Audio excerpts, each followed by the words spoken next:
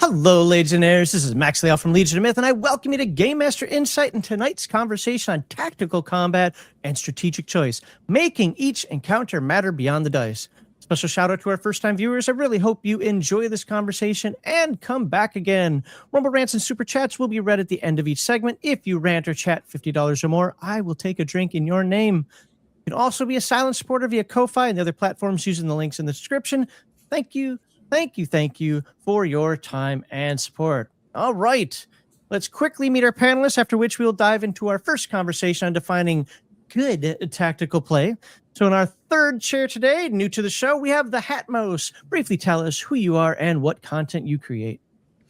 I'm the Hatmouse. I was a professional game master on Start Playing for about 2.5 years. During that time, I've homebrewed or generated dozens of different assets for D&D, specifically 5th edition. And I'm currently working on the Heroic 5e project as mostly a math checker, but also on other things as the system needs. All right.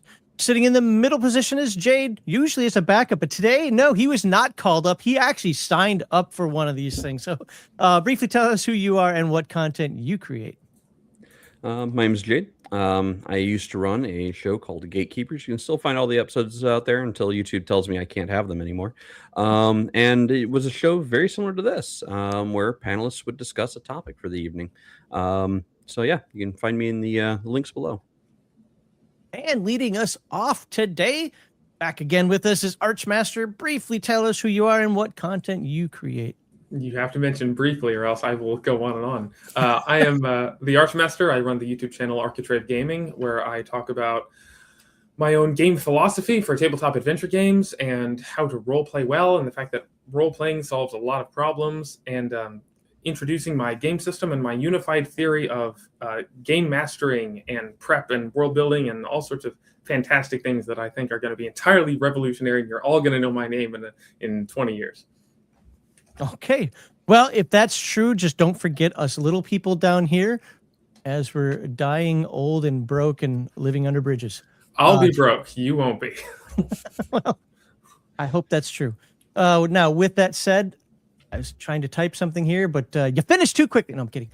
So moving into segment 1 today, a good tactical encounter should ask more from the players than how do we reduce hit points fastest. So this segment looks at the elements that make combat satisfying, like dynamic tactics, meaningful objectives, risks and consequences, resource management, enemy behavior, and the chance for clever play to matter, or whatever else you come up with. I just want to jog some memory. So go ahead and take it away.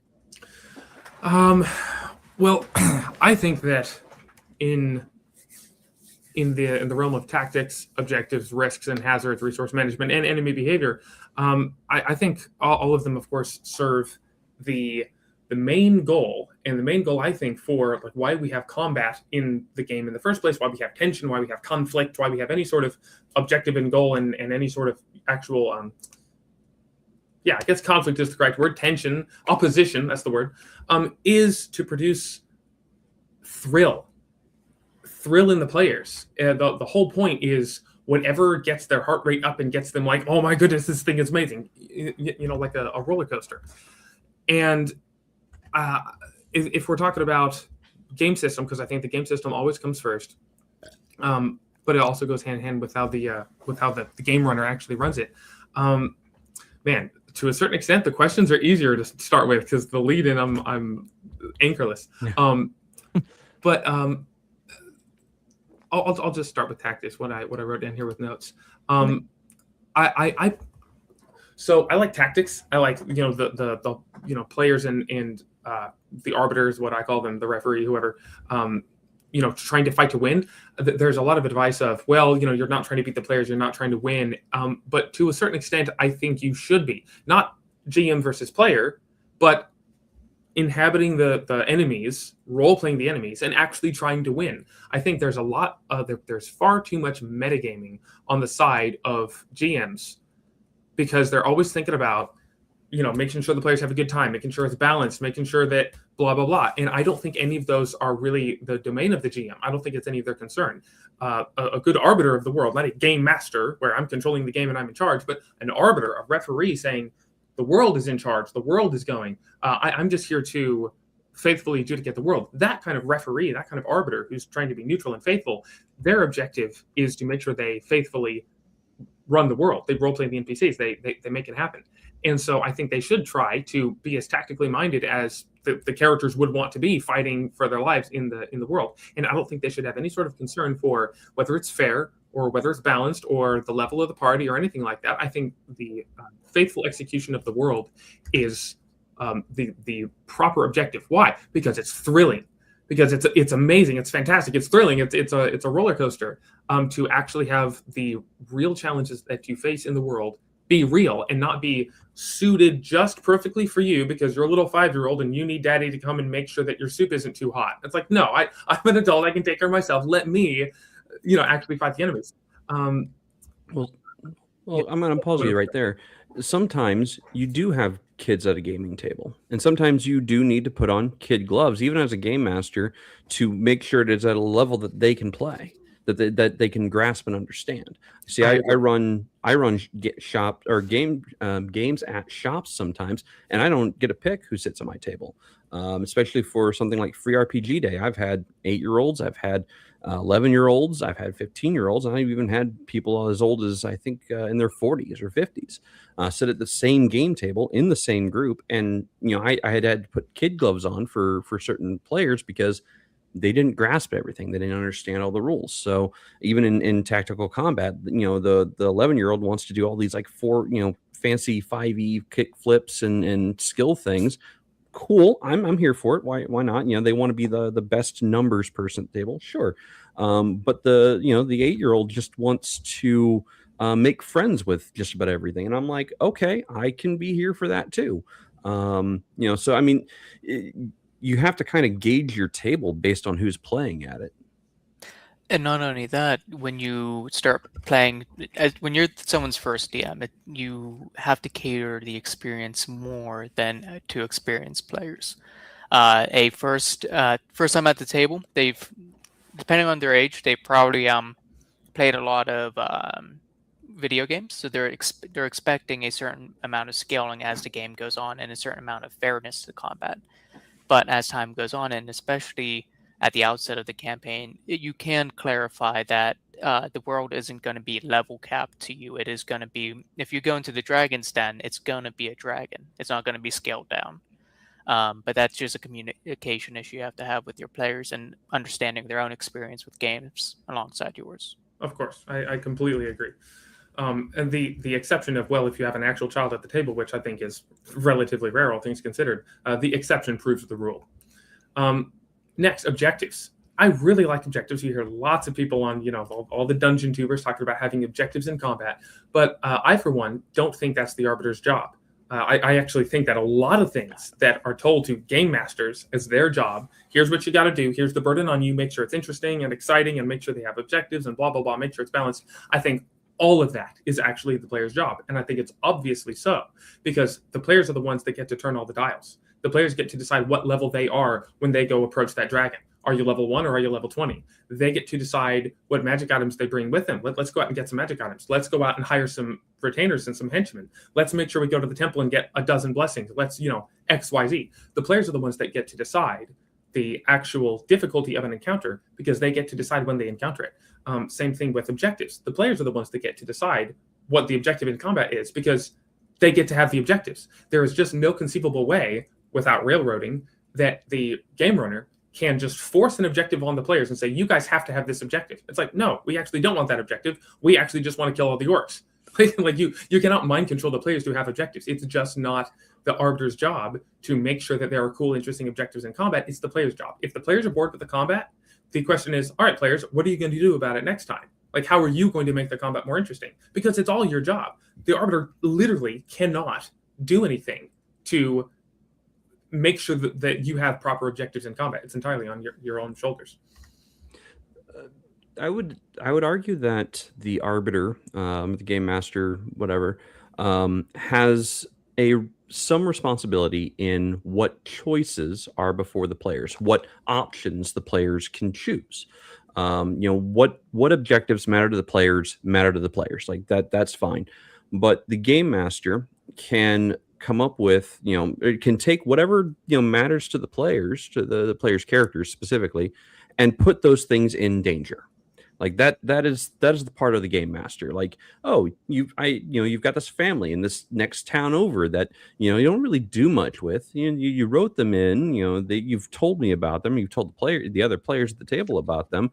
Well, you haven't visited in like 3 months. I'm going to put them in danger. And then you get to choose. Do you want to go save them? Do you want to go find out what's going on there? Or do you just want to wait and see what happens?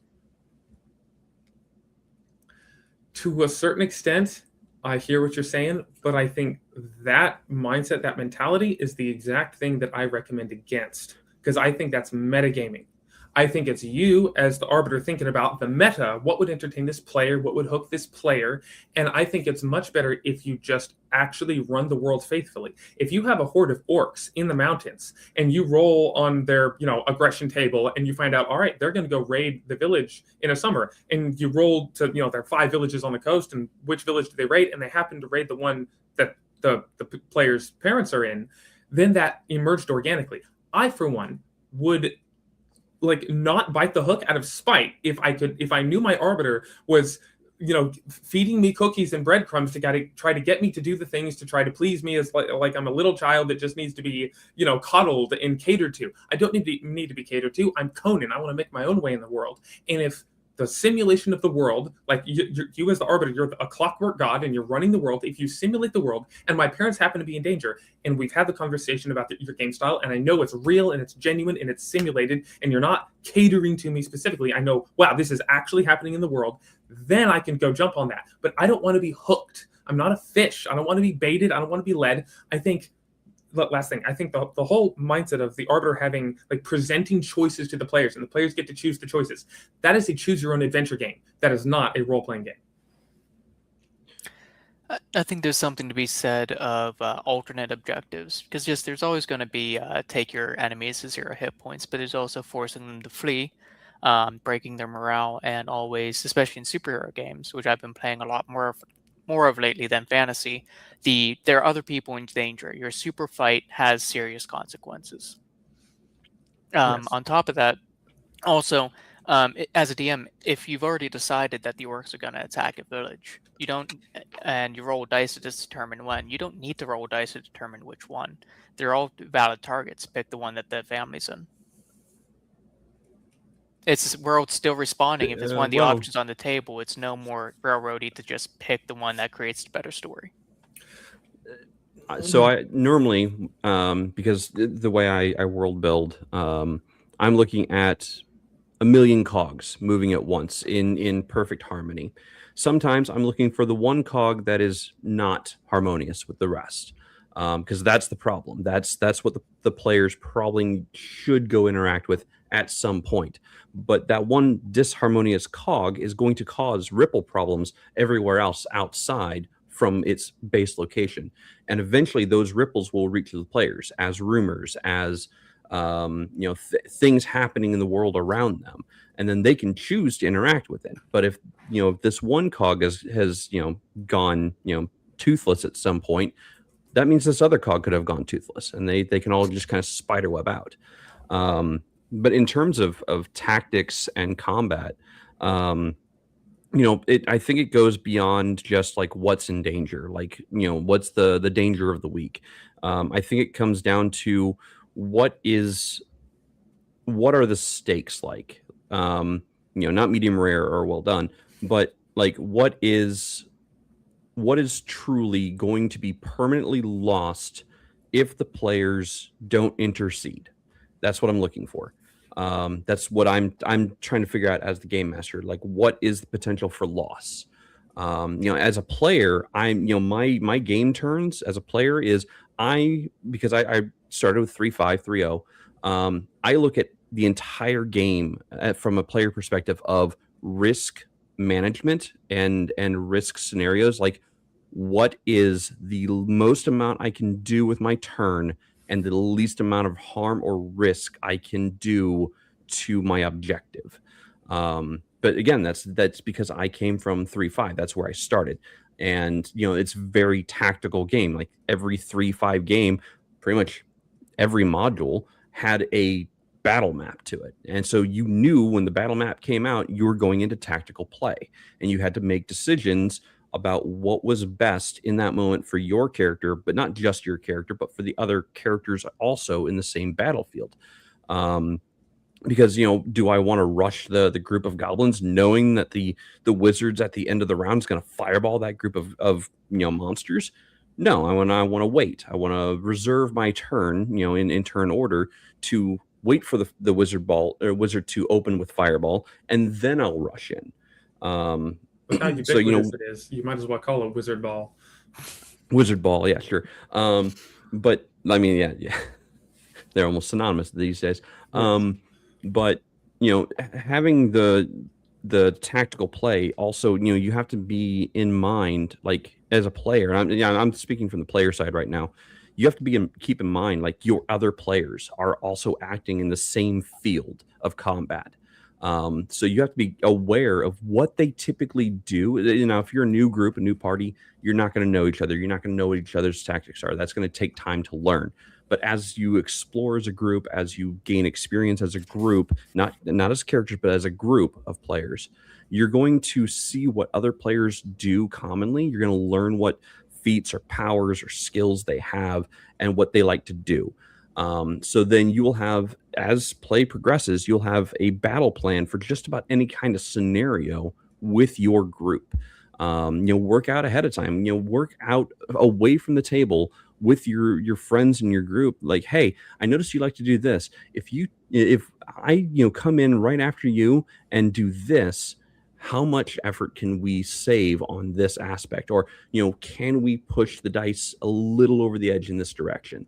You know, as a player metagame, you work together as players to look at the world. Like, that's how I get excited. I'm looking at it from a player perspective. So I agree with everything you said right up until you got to the end, where I do think that players should work with each other, coordinate, plan ahead of time. But I think you should do it in character. I think it should be, you know, immersive in character. It doesn't need to be a metagame. It can be the character like, hey, barbarian, hey, wizard, you know, we're talking to each other about tactics. I think that creates and fosters immersion. And I much prefer that approach rather than, you know, you're at the table and you say, oh, GM, can I do this thing? Because, you know, our characters, we've been traveling together for a long time and we would have had conversations around the campfire about tactics. So can we, like, coordinate this? And my response is, did you actually have a conversation around the campfire with your fellow players? No, then your characters didn't do it. I want it to be immersive. I want you to have the conversation and actually do it so that you feel like your character, rather than constantly retreating to the meta and just assuming that the characters are separate from you. I want to unify the player experience and the character experience as much as possible. So that, go ahead. Two things. First, if you're going before the wizard and you don't want to be hit with the wizard ball, just ready action buff spell and wait. And then as far as the there are some systems that actually really work around, so you can do the add a character tactical play in character in the middle of combat. Lancer is one of them, where players get to decide their turn order every round and build the best tactical solution to the current situation, and it all makes sense because you have comms. Now, that doesn't always translate well to a D&D game, so sometimes you have to build sort of your own thieves' cant to shout out during battle, much like football teams do. Well, I think it also depends on how much downtime the group has between scenarios. So, in my more recent style of gaming, or style of game mastering, is I'm giving them weeks, sometimes months between major events, because they're also city building. My player characters are actually building a city. They're you know, trying to figure out what the needs of the city are as the year progresses. It's a brand new location, brand new refugee camp that they're turning into a city, really. And so they get months or weeks of downtime, so they can work out away from the table. That it doesn't have to happen in character, because I'm going to say, okay, we're going to do a time skip over this period of time. This is where you spend experience points. This is where you work out tactics as a team. This is where you work on crafting or money-making schemes as characters. You know, you have this amount of time before the next major thing is going to happen, you know, because the world is still turning, and those actions, those ripple effects are coming to you if you do not go seek them out. Now, I do have some proactive players. Some of them actively go seek out the danger, And I'm okay with that. They catch the ripple before it arrives, and they get to act upon things that are not fully formed yet. Like I had a group of players, actually just this past Monday, they were deciding between 2 points. They know that there's something dangerous, very close to home, about a day's walk away. But they also know that they are working there, that there's something going on with fey contracts, unseelie and seedly fey contracts in their immediate vicinity that could take months to figure out. Or they could quick travel because one of the players has or one of the characters has unlocked the ability to quick travel a 4-month journey in a single step. Cool, I'm here for that, sure. And they want to go to the city to do research. Well, do you deal with the danger that's close to home, or do you shortcut to this major city point that I hadn't planned out anything over there? I've got ripple effects happening over there, but you're not, I hadn't planned for them to go there for like another 3 years in game. And if they go tomorrow, if they go the next session, I'm okay with it.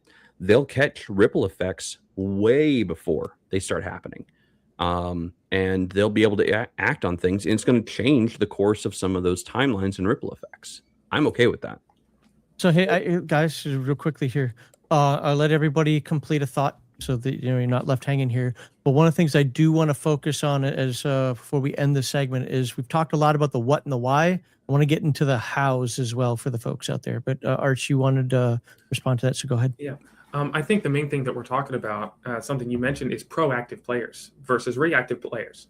My opinion is the players ought to be proactive. And we can talk about whether the arbiter should be proactive and reactive later. But I think the main issue is, we're still on objectives, right? If we want to have objectives, whether in combat objectives or like adventure objectives, kind of the same thing, because along the way to accomplishing an adventure objective, you're going to come into conflict with someone. So all of these objectives really they're only objectives that the players have if the players are proactive in them. If the players are saying, I actually want to go out and achieve a thing, I want to build the city, I want to kill this enemy, I want to save the princess, I want to get the treasure, etc. Their proactive objectives are that's literally the objectives that you have at the table. So I think you should have combat objectives, you should have all that stuff, but no more. Let's no more put this burden on the arbiter that it's their job to come up somehow create the objectives or force them or any sort of railroading nonsense like that. Let's just say, hey, players, here's the world. What do you want to do? And let them create their own objectives and pursue their own objectives. That's how I do it. If we want to talk practical, I say, here's the world. The players actually create their characters from the world. The players do not create a character and write in their parents in a city or write in a town. No, the players actually get to pick a town and they create a character from the world. They do not add a character to the world. And so their character is already integrated into the world. The family is already integrated into the world. And then they, they hear about the rumors and everything in the city and the countryside. There's the orc horde in the mountain. The dragon just went to sleep, blah, blah, blah. And then they get to decide what their objectives are. Right? I do not hook them. I do not lead them. I do not make sure that we have, something interacts with their backstory. I play with adult players, and I expect my players to pull their own weight and to come up with their own objectives. And if you just vet your table and do, responsible gatekeeping, then you end up with players who are actually, eager to play, and they want to play, and they're eager to role play. They don't want to sit on the benches. They want to play on the field. They want to run as hard as they can. They want to win. And that solves all these problems with objectives, in pursuing objectives and whatnot. You really just have to have proactive players. I would argue that everyone at the table should be proactive. They should find a table that they want to be proactive at. Yes, I agree. Totally. So I should be presenting scenarios, scenes, problems, solutions. At the same time, they should be creating scenarios, scenes, problems, and solutions. Just part of world building is making sure there's things that can go wrong, and part of being a player is making things go wrong and fixing the things I broke. All right, so let's go back, starting with Arch again. Let's dive into a little bit more of the hows of how you would do some of these things. If somebody's watching now, it's like, great, we got a lot of theory from you guys. We know a lot of what you like, and that's good. It sets the tone for the backgrounds and for understanding the different types of players out there. But now let's talk about how you would do this to make combat engaging, fun, entertaining, whatever word that you want to use here. Let's see, meaningful. There we go. There's another one that I got written down. So Arch, how would you do that? Well, now again, we're kind of focused on the tactics of combat here. So whether that's game rules or however you want to decide or define that, but how would you make the tactics and the engagement in the combat meaningful, interesting, and yada yada? I think tactics and objectives are very closely linked. They're one flesh, because the different objective that you have is going to present different tactics, or you're going to use different tactics to accomplish different objectives. If you're trying to rescue someone versus race them versus just kill all of them versus sneak in the camp, your tactics are going to be entirely different. But all of that, tactics and objectives, if I'm sitting down and prepping my session, my world for my players, this may sound kind of crazy. My current method is something I'm currently still developing, but I just run the world, a clockwork world. I pick the enemy. Say they're near some orcs, and I know that the orcs are going to attack the town soon that the players are in. I just choose the head orc, role play. I'll look at his motives. What does he want to do? He wants to attack. He wants to pillage and take people to eat them later, and get all the treasure. Blah blah blah. And I say, what's his intelligence? What kind of good skills are he going to make? What kind of good tactics is he going to have, etc. And I roll the dice. When did they go into the town? When did they attack? They attack under cover of darkness. Great. I just run all that stuff and make it happen. And I just don't give a hoot about the players' tactics. They get to decide their own tactics, their own objectives. I just run the world. And I think that's the better way to do it. Now, if we're going to switch over to the players' seat, the player side, this is where I think the conversation needs to happen. Player tactics, player objectives. Players, choose objectives that actually spur you on to action into interesting tactics. I think instead of just looking at, players don't have the skill or the know-how to make good tactical choices. No, if you actually would make a character that had real objectives and real goals in the world that you personally cared about and had an emotional attachment to, you would come up with cool tactics. You would make sure that you accomplish that objective. You would start to get creative. You would start to think, man, I really want to make sure this thing happens or make sure this thing doesn't happen. I'm going to think hard and I'm going to have these cool tactical objectives. And you, the player, would decide to knock over the tree and, roll the logs down the hill to hit the orcs, or set the houses on fire, or evacuate everyone, or put a bunch of scarecrows in the field. Like you would come up with ways to make it happen. You would come up with these awesome tactics and these awesome, things to do if you actually wanted to. I think you'll perform awesomely if you're actually properly motivated, if you actually want to. So the real thing to do is, players, you have to actually want to play the game. You have to actually be proactive. You have to actually like the game. You can't just be a passive participant that sits there and expects to be entertained. This is not an interactive game. It is a participative game. I don't know if that's the right word. You're not here to be entertained. You're here to interact. You're here to participate. Yeah. Hatmouse, do you want to field anything? Yes. As far as how you create interesting objectives, you need to define the battlefield from the outset, and part of that includes elevation, cover, and morale. Both the players are going to keep throwing themselves at it until one of them is downed. So you need to either match that with a lesser morale, an equal, or a greater one, and you need to know that when the fight begins. Okay, and how would you do if you were a new player? Like, oh, that sounds interesting. How would you implement that? Depends on what kind of options I had.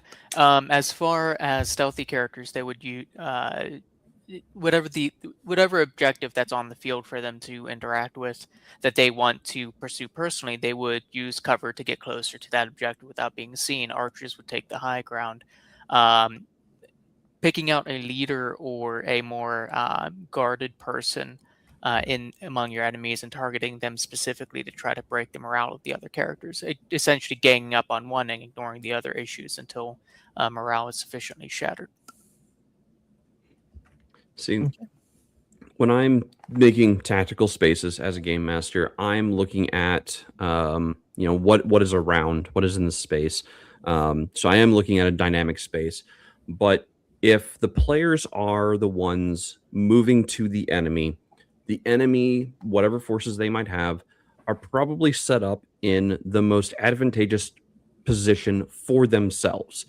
So they're going to have, traps laid out. They're going to have, barriers placed in appropriate areas. The enemy tactics are going to be as good or sometimes better than the players' tactics, only because the players are moving to the adversaries. So the adversaries are, holed up in their location.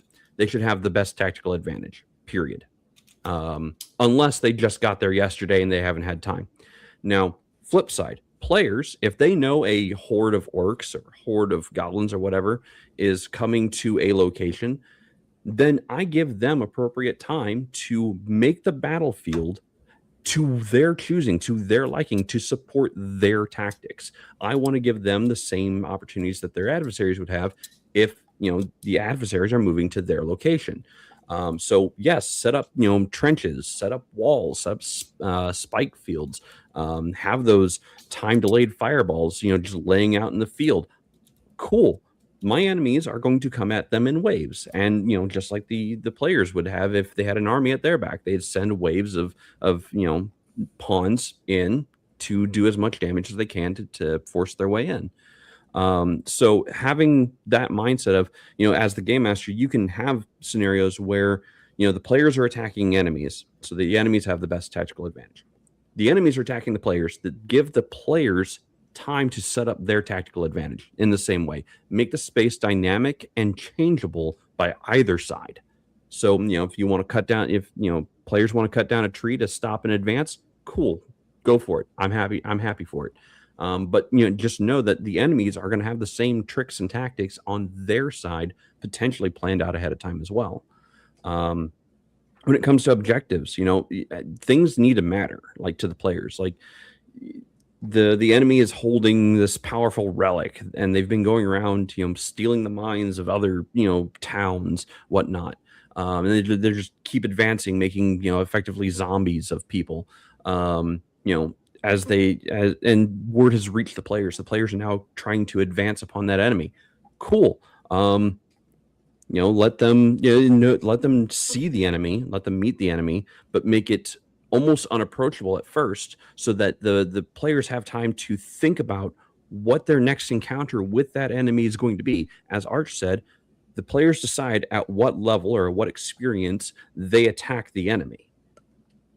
And this is a perfect scenario of that, the hero's journey is introduce the enemy early on, let the players see that this enemy means extreme danger or business, and let the player characters retreat for a moment, think about what actions they want to take, and then move back in.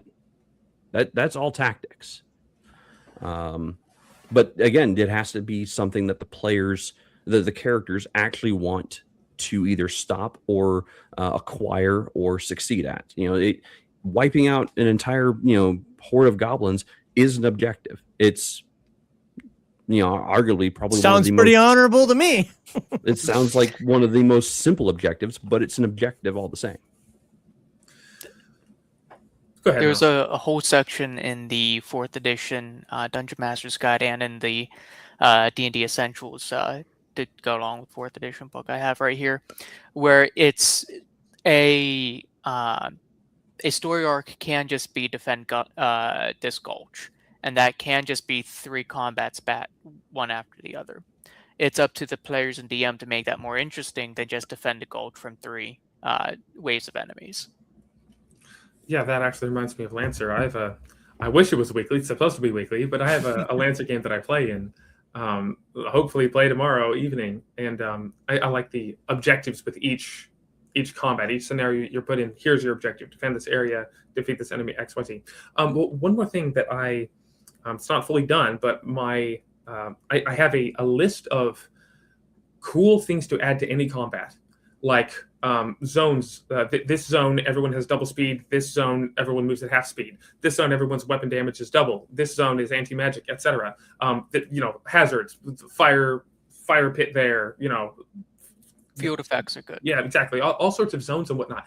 And I just have this list, and whenever combat breaks out, I can just throw in, half a dozen or a handful, however many I want, and be like, all right, so in this area, half speed, this area, extra, this area you can run on walls, this area over here, spells don't work, or all spells are upcast, etc. And so that right there, just throwing all of these effects in just randomly. And of course, I have in-world justifications as to why those effects happen, but just throwing those in there and be like, these things happen. If you're in that part of the map, you can fly, like anything. That right there creates opportunity for tactics. I know I just got done saying that it's all the player's job, but the other part of it, just that there is something that the arbiter is doing is if you play in a world like Absalon, like my world that I make, where you have crazy stuff like this that can happen anytime, anywhere, then you can have any and every combat extremely interesting because you just throw in a handful of effects and every combat is completely memorable because it's this totally new combination of effects each combat with a totally new configuration of where they are on the battlefield. Plus you incorporate things like cover and elevation and all the regular stuff you'd have in combat. But you just have magical effects everywhere. Hey, whoever gets this spot on the map first, you can cast a fireball immediately. Like in Halo, like in the video game Halo, where you're running around. Ooh, there's the rocket launcher, right? You run over to a location, pick it up, and you use that ability. Having stuff like that makes everything extremely dynamic. And that's you asked about actionable stuff. That's what I do in my system. I have a list of super cool things that could happen, and I just throw them into the combat. So any and every combat is fantastic. All right, I want to do one last follow-up here before we move on to segment 2. And that's just going to be kind of clarifying something, starting with Arch here. So in your mind, is tactical depth primarily, and that's the keyword we're hinging on here, primarily a property of the core rule system, a GM or modules and counter design, player's mindset, or some combination thereof, and why? It's interesting. Game system, arbiter, or players. It's certainly a combination, but you asked primarily. So the game rule system itself, the game system is the foundation. That is the thing that everyone is playing. You're sitting down and using the game system to do all your other stuff. So if your game system doesn't allow options for tactical play, then it's not going to work. That being said, I think most systems out there, aside from the most abstract, Fate, Powered by the Apocalypse, like the most abstract, just I do a move kind of things, I think most other game systems are probably going to allow you to have a decent amount of tactical depth by default. So assuming you're not playing an extremely vague, system, I think it's player mindset. I think it's players deciding to be tactical. It's players deciding to do interesting things and to use what they have at their disposal in an interesting and tactical way. And I would just put the responsibility on the arbiter as the last place, because I think if you have really good tactical players, that's going to result in a more tactically interesting in combat than if you have a very tactically minded arbiter and the players just never engage with all the toys you laid out on the floor. Okay, Jade? Oh, yeah, ask it again. Yeah, please ask it again. No I was lost in thought there for a moment. So is tactical depth primarily a property of the core rule system, a GM or modules and counter design, the player's mindset, or some combination, and why? Man, I gotta say it's a combination of all of it, and I say that only because the game master can only plan so much. They can only design so much for the players to interact with. At some point, the players have to interact with it. If they don't, then it's just scenery. It's just a pretty picture to look at. So interact with your spaces, players. If you see something on the map that you think should be able to move it, get it out of the way, or or make a barrier, do something with it.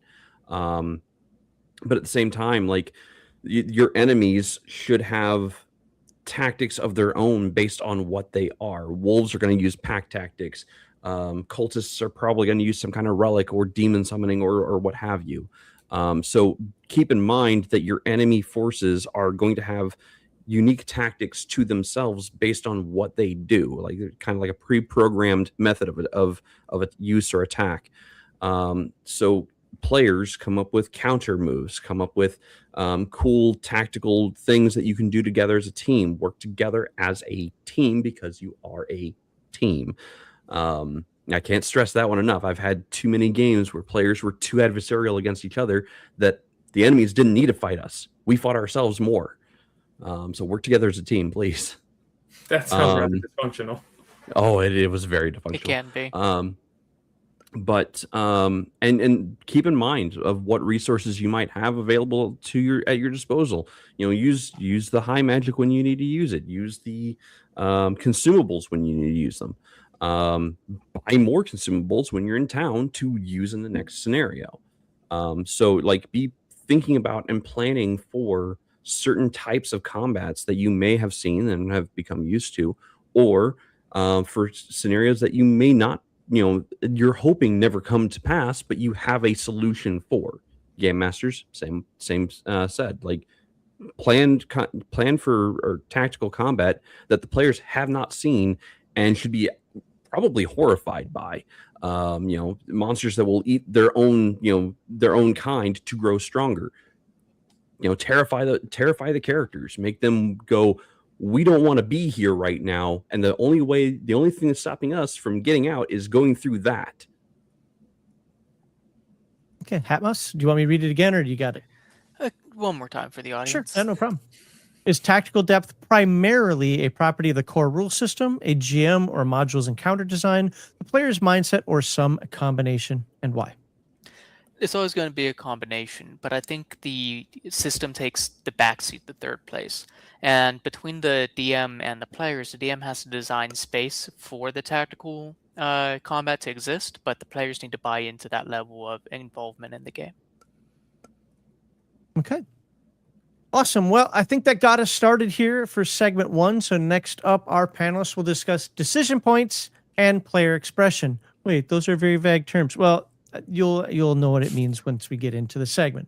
But we're going to talk about how the players express themselves on the battlefield, or their characters on the battlefield, and where they go from there. So who do you believe had the most compelling, interesting, or novel position? Did you learn anything new that you may try at your table? Let us know in the comments. Be sure to like this video, subscribe to all of the panelists' channels. Your watch time, your comments, and your shares really, really do help this kind of conversation reach more RPG fans. We only have 27 people watching tonight. Our numbers are low again today. So a few reasons that could be, but they are. So those of you who are watching live, thank you very much. Now go get your buddy, because we're supposed to have at least double those numbers. And finally, we are looking for panelists like you. Sign up on the GMI Discord, read the rules, and find a panel topic that interests you. Now, let's take a look at some comments and super chats, and lots of, let's just go right to the beginning. We have Lord Lauren Soth, and he gifted a couple of memberships. I forgot who got them. So, but if you got a membership gifted to you, be sure to thank somebody out there, because you know what? You didn't have it before, and he just spent $5 per person to do that. Love this comment. This made me actually laugh. I had to hit the mute button here, so that I love that. What do we want? We don't know. When do we want it? No. That's so apropos for so many tables that I've seen. Yes. Now, I know somebody like Arch will probably say, well, curate your table when you can. Yeah, absolutely. If you can't, though, the type of game you're playing is more, fill in, or like I think, Jade, you said that you play at like a gaming store or whatever. You don't always Sometimes, have. yeah. What's that? Sometimes, yeah. Sometimes gaming store, especially for your RPG day. So, but yeah, that's one of the reasons why you might want to curate your table. I was talking for a long time today at work about my upcoming, hopefully, Pigs in Space campaign, and they're excited about it. Too bad none of them are going to play in it. And we were actually talking about some of these concepts. It was much more broad, but some of these concepts as well. And it's interesting listening to these three talk where I fall in the mix on this one, which you might find out in the members only section of this live stream tonight. Bruce Lombardo, good to see you, Bruce. Haven't seen you in quite a long time, but it's awesome to see you here. Thank you very much. He gifted a Legion of Myth membership to Hatmouse. So there you go. Hopefully I'm pointing on the right side. So it looks like the right side of me. So there you go. I mean, how apropos is that? Comes on the show first time and gets a free membership. There you go. He's going to regret that membership, though, so whatever. Bruce says, it's great to see Jade with the panel discussing games again. Prost. Nobody's giving me $50. I can't drink. Is that what Prost means? It's cheers in German, yeah. And Plainsman says, for $5, thank you very much. Which current game supports choice in combat the best? And of course, we start with segment 1, so we start with Arch. What do you think, sir? My game, Arches of Absalom. Is it a game somebody can pick up right now? Yes. It's on Where can they pick it up? On itch.io, or itch.io, as I like to say. Beta 0.2 is out. Okay. Well, there you go. Jade. Man, so I'm going to give the lamest answer. I kind of answered it in text. the lamest answer is any game that supports any point where the players have at least 2 decision points. If they only ever have 1 decision point, it's not a choice. It's just a path that they're on. So any game that supports multiple choice options for whatever they're doing. And the Hat Mouse. I want to say the game I'm working on, but I'm going to be a little more honest, because every superhero game is a good tactic game, because there's always more than one thing to do. So instead, I'm going to give a little bit of a vaguer answer. If you know that a game has terrain, hazards, cover, and elevation written in its rules, it's a good game for combat choice. Okay. My answer would be kind of quick. I don't have a perfect game for that. I look at things conceptually when it comes to that. Any game that allows the character to play, or the player to play the character organically, gets a thumbs up. And I don't care what that means. That's actually probably more in the game master than it is on the game a lot of times. Mm-hmm. If you can play the character organically and do what the character would do and not have to worry about, oh, it says here you can't do that because you're not level 3 yet, or oh, you can't do this because you don't have enough action points, or whatever it happens to be. Have the feat in order to slap someone. Right, exactly. As long as it allows the character to play organically with verisimilitude to the world, then the system is fine. Or if you use the game master, can make it work. I think that's more on the game master than it is the setting themselves. And also, to be fair, more on if you play raw, like I have to play rules as written, that's all you can do, versus people who rule of cool everything and you don't even know what you're supposed to be able to do. There's like a good balance in there, I think. I actually have a go ahead. pretty hot take on rule of cool. If you can't run it rules as written, then you can't run it rule of cool, because you don't know where the baseline is to start changing things. Whatever system you like to play rule of cool, if you don't know how to play it rules as written, you're not ready to play it rule of cool. Oh, so you're saying do it rules as written first, and then from there. At least understand the rule. Oh yeah, 100% agree. 100% agree. Okay. Well enough to be able to. Yeah, I misunderstood that at first. I'm like, I'm not sure I agree with that, but the way you said, I 100% agree. You've got to play it right first. Find out where those butterfly effects are, right? And what you're breaking by doing something now that you didn't realize is going to break something later on. But yeah, no, I agree with that. All right. Well, that was all I started. There's some good conversation going on, but for various reasons, sometimes folks weren't members, and I try to, promote the members and the super chatters and so forth. So, but a lot of good stuff that you guys are saying. I have been paying attention to it, but we do need to move on into the next segment. That first one took a little bit. It always does. I'm not stressed over it. I opened it, so. No, it's all good. So don't forget that in segment 4 is when we allow you, the viewer, to join us and talk to the panelists about tonight's topic. Start thinking of your questions and commentary so you can join us in segment 4. Now, in segment 2, we're going to start with Jade for the second conversation, which explores decision points and player expression. So, Jade, this segment focuses on how a game master keeps each combat turn tense and expressive. And by expressive there, it keeps the players immersed. It's something that they're latched onto it and they're immersed. So players feel that actions and decisions and teamwork all carry some real meaning. Oh, I guess that's it. I thought usually I have a second sentence on my little script here. So there you go. Take it away. Yeah. That was short. So, really it comes down to what kind of decisions are the players making. If their next move is obvious from the outset before they even get to their turn, then the encounter is kind of dead in the water. Like, it's not really thrilling. It's not really making the players think about their next choice. So keep your enemies dynamic, keep things moving, and keep pushing the pace of things faster and faster, and more threatening to the player's goals. And make sure that there's a time element. Like, you have X amount of time, and make it a visual, make it something that is very open to see that something is going to happen in the very near future. 1 round, 2 round, 5 rounds, however long it takes for something to happen naturally. And if they aren't acting towards that objective, that timed objective, then they're likely going to lose whatever that objective point is. And make it something meaningful, make it something that is, that if they lose it, it could be a detriment later. May not be a detriment in the immediate moment, but it might be a detriment later. like, oh, we need this, this skull of Orveros or whatever to defeat the Lich. And the orcs have it, and they know that we're coming for it. So they're pounding on it with a hammer, and you're starting to see cracks on it. So in like 10 rounds, the skull's going to shatter to pieces, and we're going to lose that object, and we're going to have to find another path later.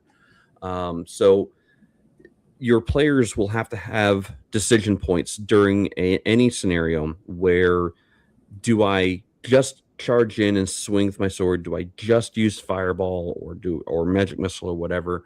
Or do I do something different? And will the doing of something different change the pace for not just myself, but the team as a whole? If I'm acting towards the objective, how can I affect the objective in a positive manner for us? So you can do that a multitude of ways. Use the environment, use the enemies against themselves. Use tactics with other players. Work out things ahead of time with your fellow players. Of like the halfling cannon, where the barbarian picks up the halfling and chucks them as hard as they can to get across the field. Whatever the scenario requires from the players. The players should be able to come up with on their own, obviously, or work out ahead of time. Or sometimes it's a spur of the moment decision. If the enemy is just too many, change the terrain. If the enemy is coming at you in wave after wave after wave of mindless hordes, change the terrain. Make it difficult for the enemies to pass and start knocking them down at the knees. Do what you can as a player to change the environment to better suit how you play and how your group plays.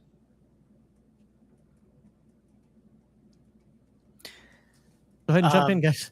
Not really Yeah. a follow-up, just my own take on that. A couple things that really shake how a battlefield works is too many objectives or waves of enemies, especially when you implement both.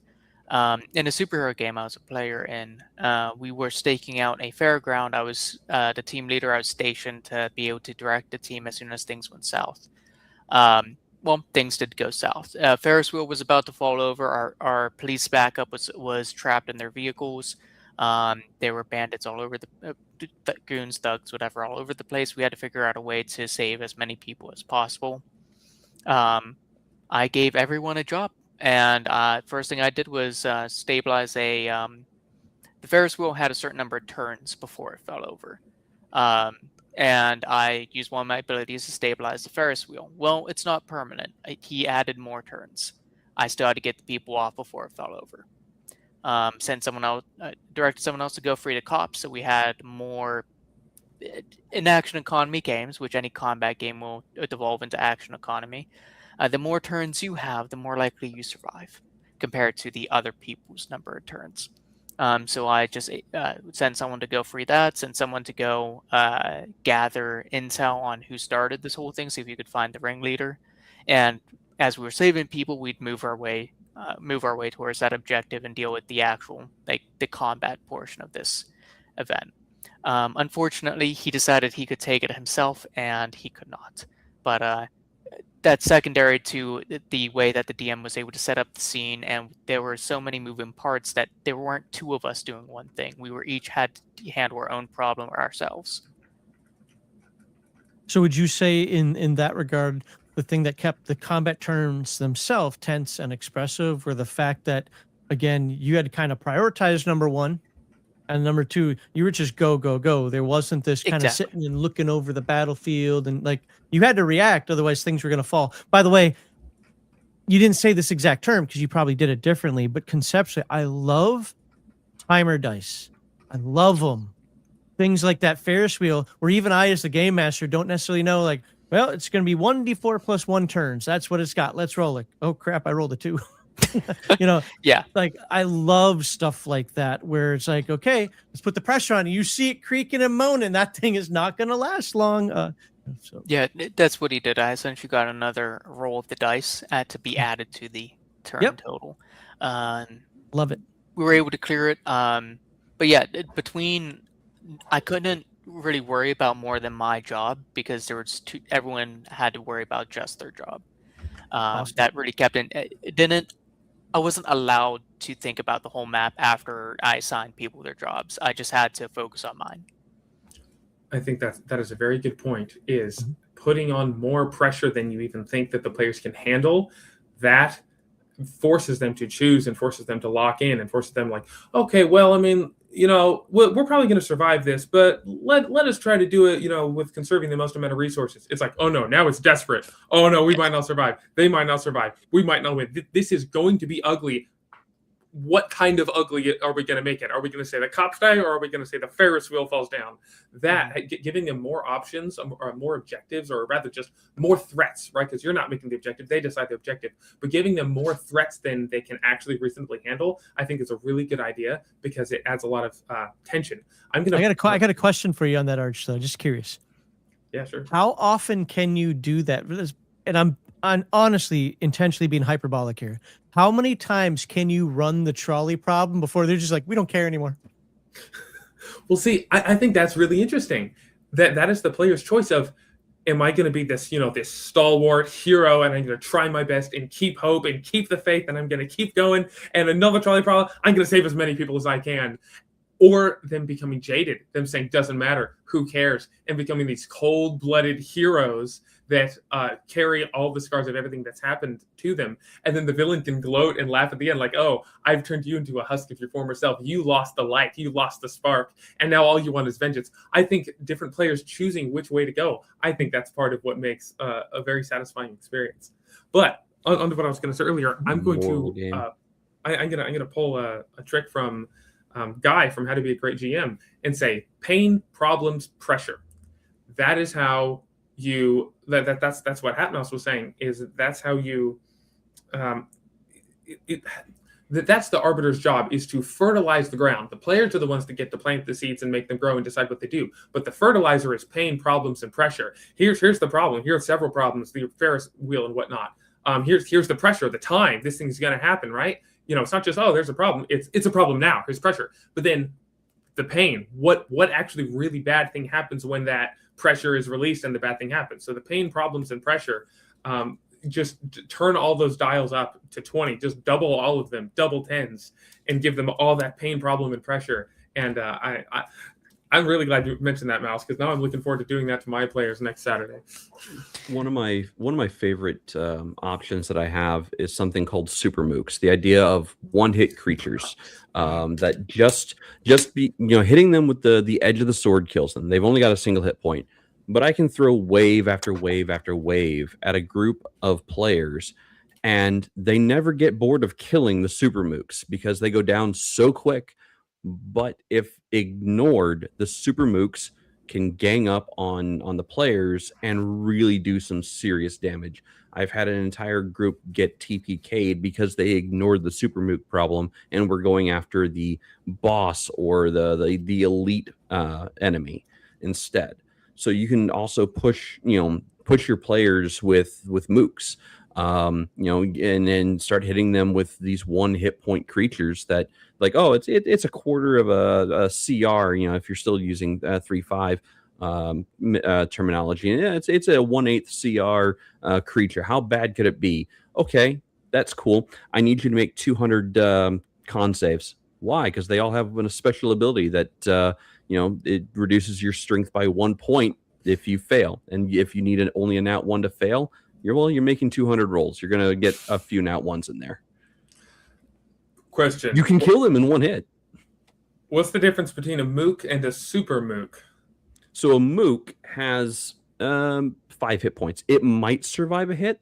It might not survive a hit. Okay, keep in mind, I'm also running a heart system where all characters, player-wise, start with 10 hit points. That's it. That's all you get. It's 10 hit points.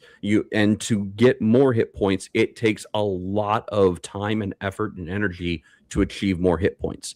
So if you want 20 hit points, it's going to take several months of in-game time, if not years. So mooks are like 1 or 2 hit, baddies. They go down to 1 or 2 hits. Super mooks always go down to 1 hit. Period. They take a hit, they die. Period. Fourth You edition know, then you get called your them minions, and they would minions. just Yep. they'd have level appropriate abilities, but they would usually have a lower defense, so whatever you're targeting with had a higher chance to hit, and then if you hit them, they're gone. But even if they any sort of half damage thing, they don't take any half damage on a fail. Yeah. So you know, So you one can. of the things to add on Go to ahead. that is because I don't know how third edition and fourth edition handle that. I love the idea of mooks, but you know, you said 200, but even if it's like 5 or 6, any game that has any sort of flanking or harrying, I don't Yeah. care how powerful you are. Now, a superhero game is going to be a different deal, but a more regulated, like fantasy style Sure. game, you got 6 people just hog mashing you, just trying to take you down. You're going to be hard pressed to stand up, even if you're higher level. Like I played a lot of football when I was a kid, and you know, I wasn't the biggest guy, and I could fend off a few, but it didn't matter how big the person was. You get enough people on him, he's going down. I mean, 200 is a bit hyperbolic, Exaggerate. but But you know, if you introduce 3 every round, and they are focusing on the big bad, start Yep. off with 6 already on scene, it gets out of hand pretty quick.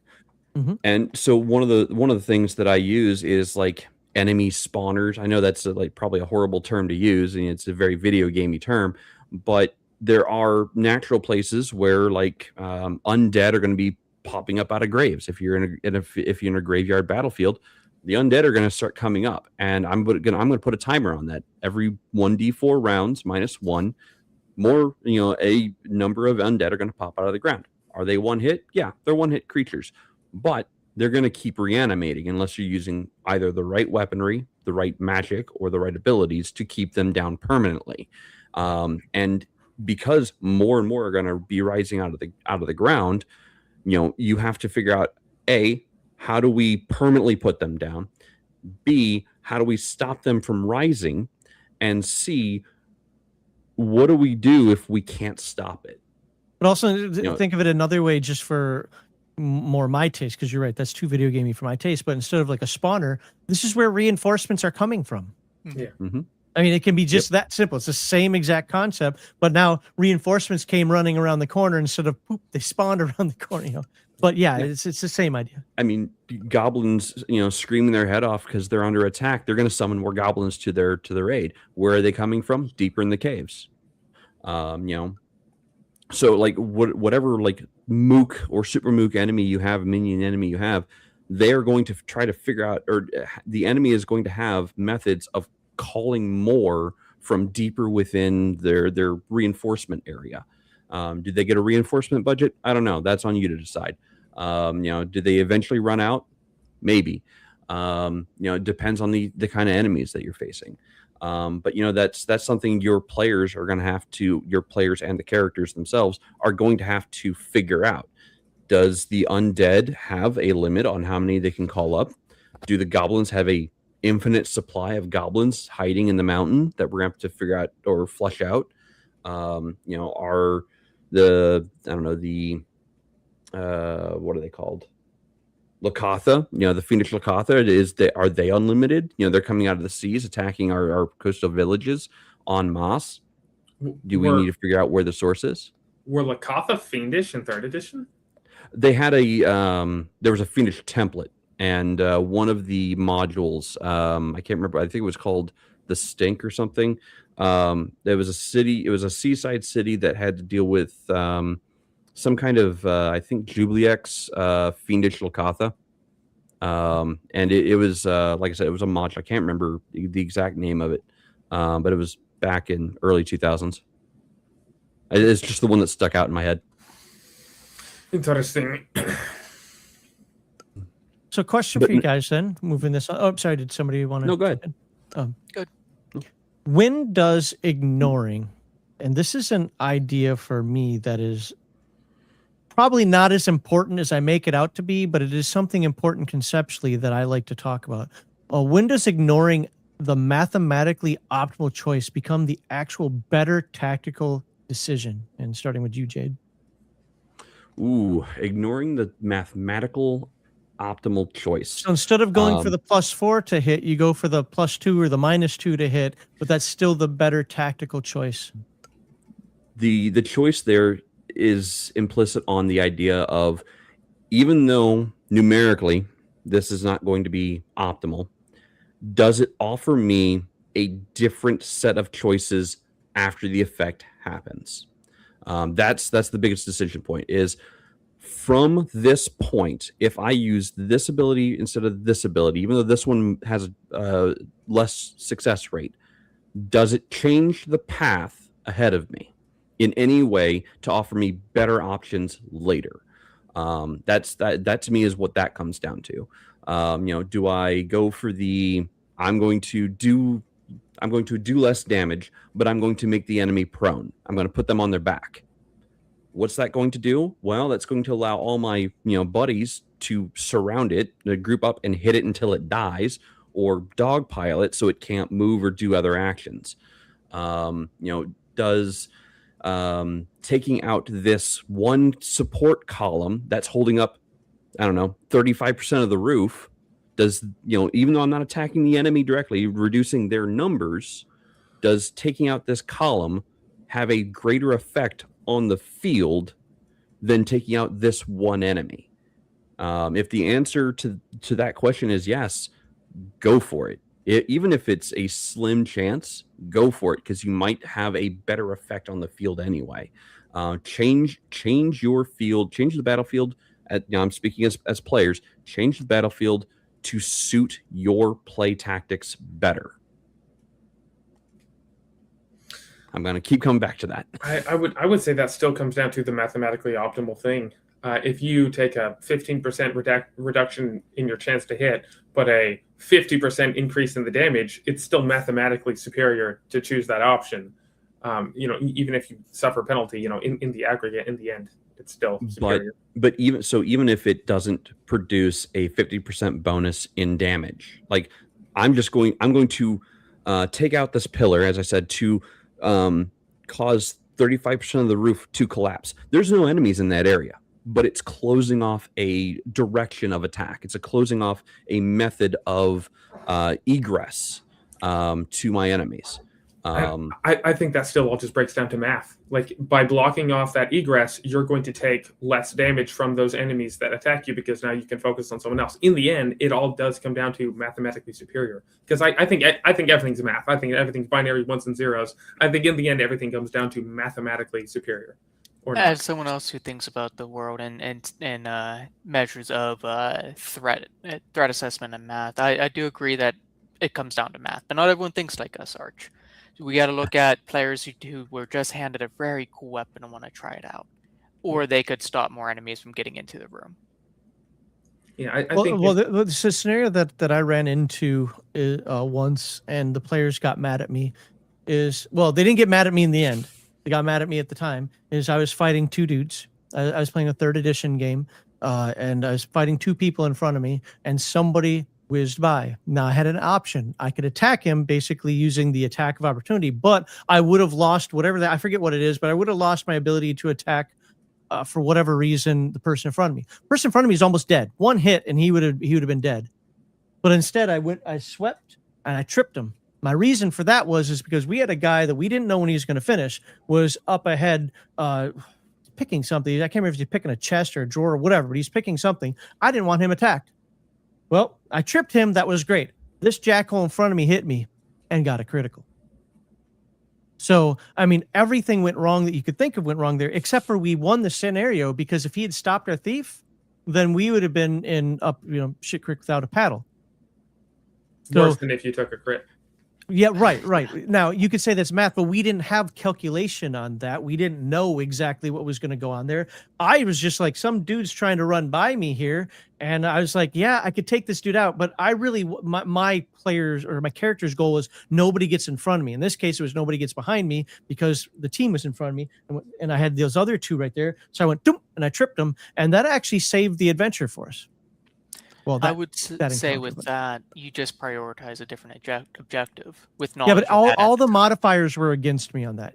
I'm not saying you're wrong. Like, yeah, you're absolutely right. That is exactly what I did. I prioritized a different objective, but mathematically, in terms of dice and rolls and getting enemies out of the game, blah, blah, blah, everything about that said I made not wrong, but I made the less than optimal move.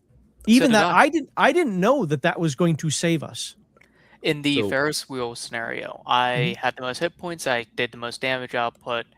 I stayed back to help people. I made someone else go. I made the guy who could move the fastest go find the problem. We'd meet up there later, but there was just too much going on. I made a choice. I prioritized an objective over other objectives. Maybe it's the right choice, maybe not, but we find that out after the combat, not during. Yep. I think the synopsis of your answer, Max, is it's the right choice when you have any objective other than do the most damage to kill the most enemies the fastest. If it's just you and the Archlich in the room, just keep wailing on them. But if there's other things that could benefit the battle better, that does. I just didn't want him come in up front of too. me. That is that simple. I just didn't want him in front of me. My group is traveling. Speaking from a player perspective, I'm playing a paladin in a weekend game, and the group is traveling up the side of a mountain on very narrow trails, and we were attacked by undead giants. Now, again, paladin, I should be able to pretty much one strike a lot of these things pretty hard, but I was not at an optimal position to get to the enemy and attack at the same time. So I had to move in such a way that my attack would have had to have been a bull rush instead of a swing or an attack with a sword, because I didn't have my sword at the ready.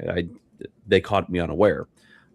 So instead of pulling the sword and striking the enemy, I bull rushed them off the mountain. Yes, paladin, elf paladin, charging and bull rushing. Elves a giant... don't charge anything. You're lying. You're lying, sir. Playing the character I'm playing, he charged and bull rushed a giant undead and giant bounced off of it like a good elf should, like a leaf in the wind. all of the numbers were against me, as you might be thinking, but I nat 20'd the bull rush. Of course. I nat 20'd the bull rush. Okay, and you know what? That's a heroic story. I like that. Well, well, thing is, that's not where the story ends. I went over the edge with it because I was protecting the cleric. So it didn't end there, but I think the rogue, or no, it was the wizard, had some kind of trick up their sleeve to give me reverse gravity. So Deus Machina. My character, well, I mean, the other character saved me, so I don't know. I would have, as DM in that situation, whether you passed or failed, the giant was going over the side and you were going with him. Well, that's the thing, is I didn't get a choice. Like, I bull rushed too hard and too far. So I went over the edge with him. I didn't have a choice in the matter. I'm like, oh, well, that was a little too much. I'll start getting a new character sheet out. So did you actually lose the character? Let's change the angle of this a little bit here. How can a game master utilize enemy behavior to create player decision points without making combat feel arbitrary or unfair? Or and by the way, when I say unfair in this, I mean unfair either way. Like you're giving them plot armor, or you're just out to be adversarial and kill them all. How do you get the balance right? I would say. Let's start with Jade. Still segment 2. So. Sorry, but I should have said that. That's my fault. So some boss enemies can have support units that make them invulnerable to damage. Like that's a thing that can happen. You know, they've got spells or someone chanting in a cloistered room or something that the players will have to find first to then be able to do anything to the boss enemy. So you can have scenarios like that. You can have scenarios where if the players move towards the boss enemy or the big bad, something else in the room is happening that is going to demand their attention. Don't make things linear when it comes to your boss fights or any scenario, really. Don't just make things linear. Make things multifaceted and multi-directional in challenge and scope. Just because you've got a bunch of enemies on the field doesn't mean that that's the objective. Sometimes the objective is beyond the enemy. Sometimes the objective is somewhere else in the room that they haven't discovered yet, and they need to go deal with that to then properly be able to deal with the hordes. Hide things. Play the shell game as the game master. Move things around. where the player characters can't see it in its whole yet, but they will be able to if they explore the area further. Now, and allow them to explore in some cases, allow them to know the area beforehand, allow them to scout the area beforehand. This is what your rogue characters, your thief characters are meant to do. They're meant to infiltrate, find out what's there, and report back, come up with a game plan to then go attack. Now, they can still miss critical information because they didn't fully explore something, or they didn't catch something that was in their, that's just not in their peripheral. That's not part of their job set. So make your combat areas multifaceted. Require more than just one linear path. I would also say multi-floored and multi-entranced.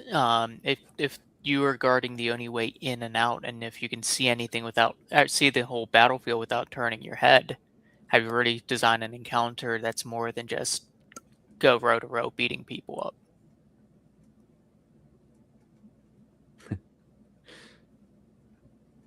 All right. Arch, you want to add to that, or?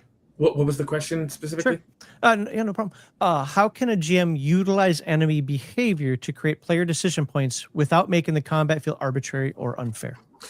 Pain, problems, pressure, threats. As you threaten something specific, if you have your treasure or your hireling or the princess you're trying to save or that exit that you have to keep open, and the enemy goes over and threatens that thing, that creates interesting decision points where, like, hey, what is actually most important to me? Is it the princess or the treasure or my life because he's threatening the exit? Or, my buddy, the cleric over there, that, I don't like him, but he's also the cleric and we kind of need him. When a bunch of different things are attacking, threatening a bunch of different points, a bunch of different things that you value, then you're forced to make a decision. And that, to me, is some of the real, not just fun, because fun is cheap. It's like sugar, but I'm talking about steak. I'm talking about the nourishment, the real enjoyment of play is exploring your psyche, exploring yourself, exploring your character, your values. What is actually important to me here in this moment? That, it's not a decision point. You want to do 10 damage or 12 damage, or do you want to use fire damage or lightning damage? That's not really the kind of decision that you remember. The decision you remember is, what do I value? When you have to question your values and your morals and your ethics and just what do you value in life? What is best in life? Why am I here? You're not necessarily asking this like deific existential question, but you kind of are when you ask, do I save the cleric or the princess or the loot? Because like the princess, there's all this like mythical stuff tied up in nobility and royalty and all the other stuff we might get later. And I may become a knight if I save the princess. But there's friendship and found family and the cleric and my friend here. And is this bond greater than being the noble hero? Like, what would they want me to do? And like all that stuff, having a real point, a real decision point where you actually question your values and you have to interrogate your own soul to find out who you are. I think that's the best kind of decision to have. And that comes when you threaten all the things at once. Like Hatmouse said, give them so many threats that they can't deal with all of them. I think that's some of the best play. I think It's something that was pretty popular in published modules for 4th edition and Essentials was the two boss encounter. There's one person laying a hazard and there's another person buffing the other combatants. Who do you take out first?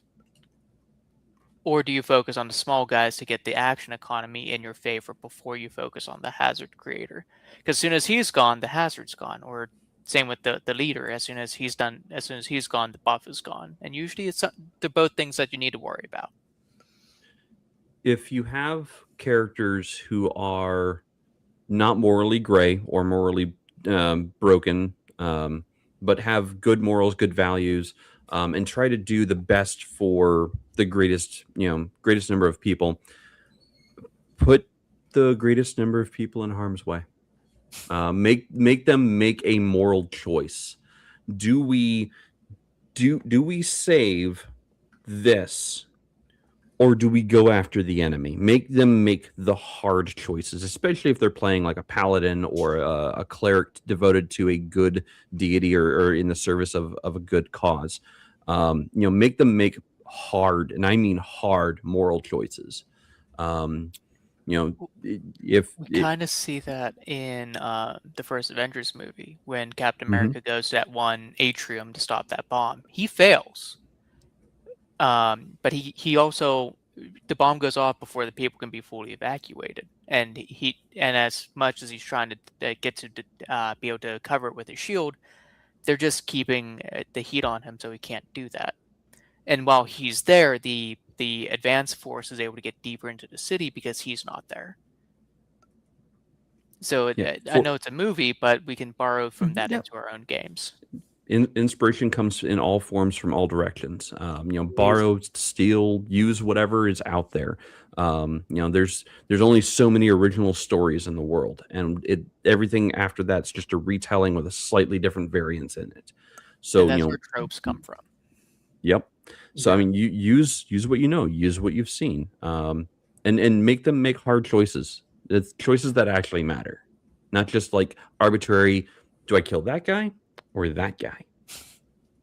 Yeah, if people knew how many ideas I've stolen, I would go to jail.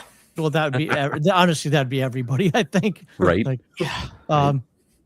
so one of my favorite aspects of combat or leading up to combat is resource management. And I don't mean spreadsheet form, but still the idea of making sure you have everything from your arrows to your medicines or healing potions, whatever it happens to be, right?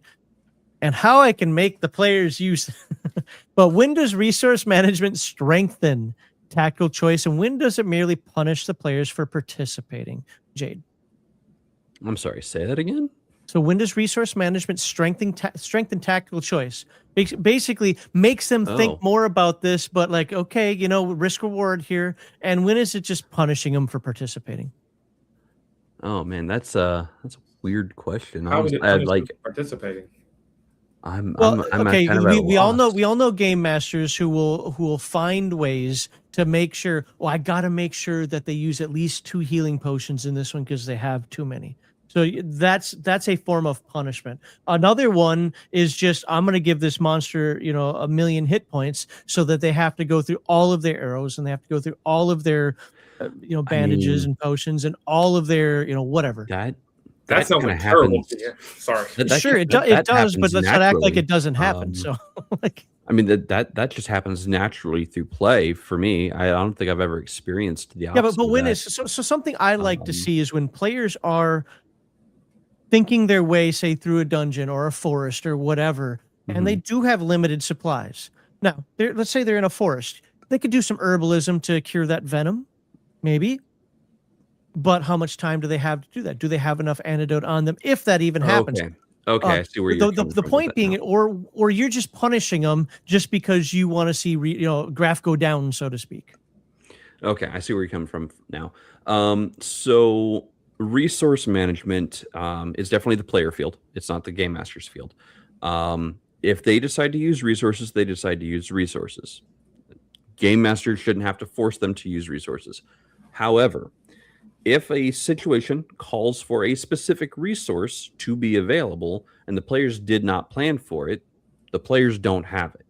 And that's a punishment because the players didn't research well enough for what they need. Or they missed every clue that was given. Every hey, this object. Hey, next scene. Hey, this object. Next scene. Hey, this object. And then, the final scene. Oh, hey, we needed that object. It's like things should be naturally paced so that players use resources. Like I've got my homebrew game system based on ICRPG. It's set in the Bronze era, but everybody has magic. Everyone has magic, but they only have a limited number of magic before they have to stop, take a breath, and recover their magic. And my players burn through magic like it's going out of style. They don't know that there's some other extra cost yet because they haven't researched what's going on when they use magic.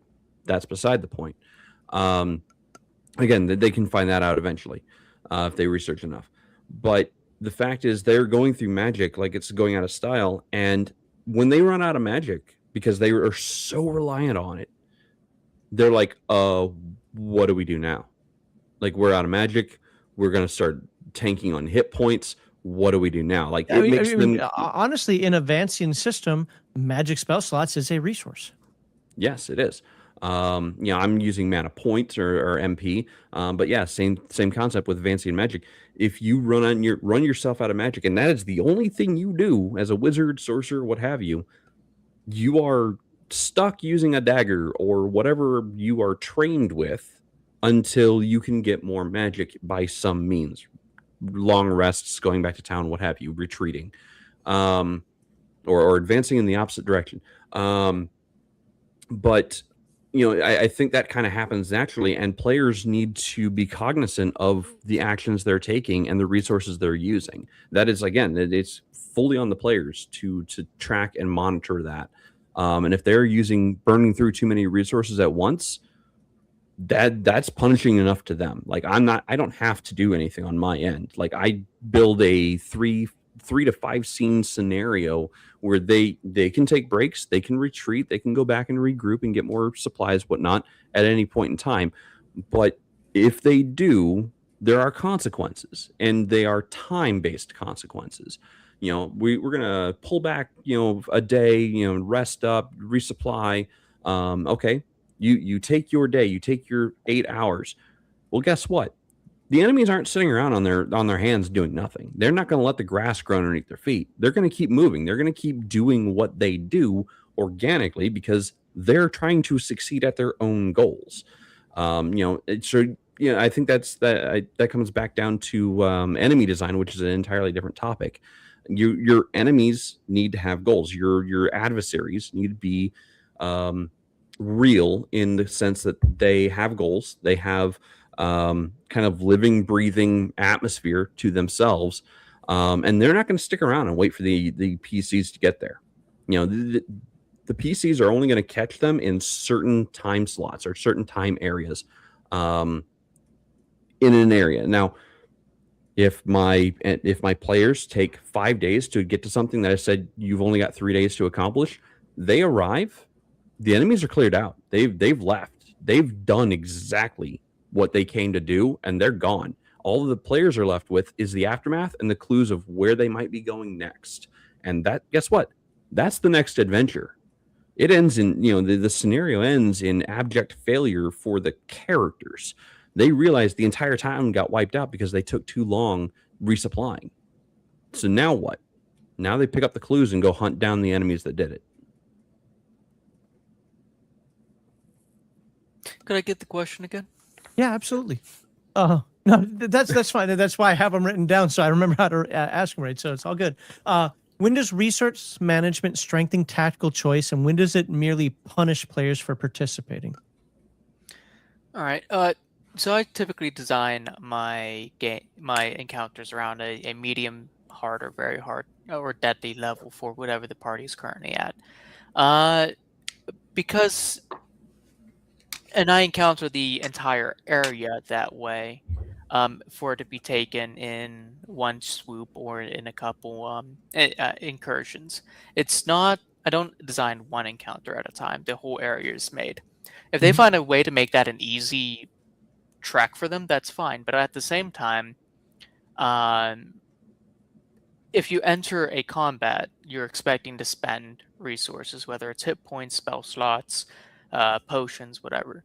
But at the same time, it shouldn't be required to complete it outside of your choice. Like, you shouldn't have to drop a fireball every combat to feel like that's the only way you can get through it. A lot of that comes down to game master and dungeon design, because no matter what the battlefield looks like, it's always going to be a dungeon. If it's a keep you have to take, if it's a battlefield you have to clear it. You're not looking at the whole thing at once. It's one scenario at a time. And so building the whole dungeon at once instead of piecemeal will sort of lessen the feeling that you're being punished or that you're punishing your players for engaging in it, because how they approach the dungeon all at once has already decided how much resources this is going to cost. All right. Well, I think that's it for segment 2. I think we're ready to move on. Anything final that you guys want to add to this in terms of what keeps each combat turn tense and expressive that you didn't get to say? Else, I'm ready to move on here. Jade? Did Arch get the same question that we got? Yeah, he answered it. At least I thought he did. You're pointing at mouse from Yeah, my you're flipped there, Jade. Oh, but no, okay. I See, don't on think, my screen. I don't think I actually did answer the question. Oh, I The thought last you did. one. Okay, my bad. Go ahead. I think I appreciate you, Jade. I think simply when resource management is best, it's when it's low numbers. If you have 500 arrows, it just becomes a pain to track them, right? Same thing if you had 70 first level spell slots. The player didn't even want to track it. Who cares? I'm never going to run out. If you have 20 arrows, you have 5 spell slots. That's when the tracking doesn't become a pain. That's when it becomes tactical. I think part of the how onerous tracking resources are for players is because all the numbers are just too high. If you have 20 hit points and 20 arrows and 5 spell slots, everything is precious. You're counting each one very specifically. Was that 4 hit points or 5 hit points, right? It matters. And that's when it's tactical. That's when it's fun, I think. The problem is just the overinflation of the numbers. It devalues each individual number, and it becomes a pain to track each individual thing. And that, to me, is the worst punishment, is when I'm forced to track a zillion little things, and it'll never actually matter because I'll never run out of arrows or spell slots or hit points or whatnot, and I just have to track anyway. I think that's what people detest when they say, man, I'm tracking all these resources, I'm tracking all this encumbrance and all this whatnot. The problem is that none of it matters, is that you can carry too much anyway, so it doesn't even matter if you can carry 20 pounds because you can carry 50 pounds, you can carry 500 pounds. So if you just shrink all the numbers down, then it actually matters. Then it's not cumbersome. Then it's not annoying to track these things anymore. I would only say it matters when the game rules state that it matters. If you're playing a game system that states that it matters, for like weight and encumbrance and whatnot. Otherwise, to me, it's a die roll. Resources like arrows are a die roll that you get a D20, and if you roll a nat 1 or a nat 2, you drop your die type to a D12, and then you roll a nat 1 on a D12, it drops to a D10, and you just Because that's very similar. That's very similar to the way Free League does it as well. Yeah, I don't like that because then it's like I look in my pack and count my arrows. No, It's so a here, D20. no, I got the argument for you on that one. This is something Heathen Dog and I argue a lot. First of all, I was in the military. Secondly, I watch a lot of cop videos, and one of my favorite things is when they interview the cop right after the shooting. Hey, how many rounds did you fire? 3 or 4? And you come to find out you shot 9. Yeah. You don't. That's the reality of combat. Is chaotic. Combat is tunnel vision. Combat is all these things. So I'm not saying that every single person can never ever take care of how many arrows he fired, but just on a general sense. Also, I like that kind of sense of wonder. I know that might sound weird, but it's like, very few people are actually going, I have exactly 32 bullets here that will get me through this many rounds, this many whatever. Very few people can do that. I'm talking about like at camp between combats. I'm counting my arrows. It's like I can't tell you how many arrows. It's a D10 of arrows. It's like I don't like that. But it costs what, a single coin to refill back up to a D20? Yeah. Or just have In multiple downtime? quivers. One is at a D10, one's at a D20, whatever. Yep. But magic items, like +1 arrows, should always be individually counted. Yes.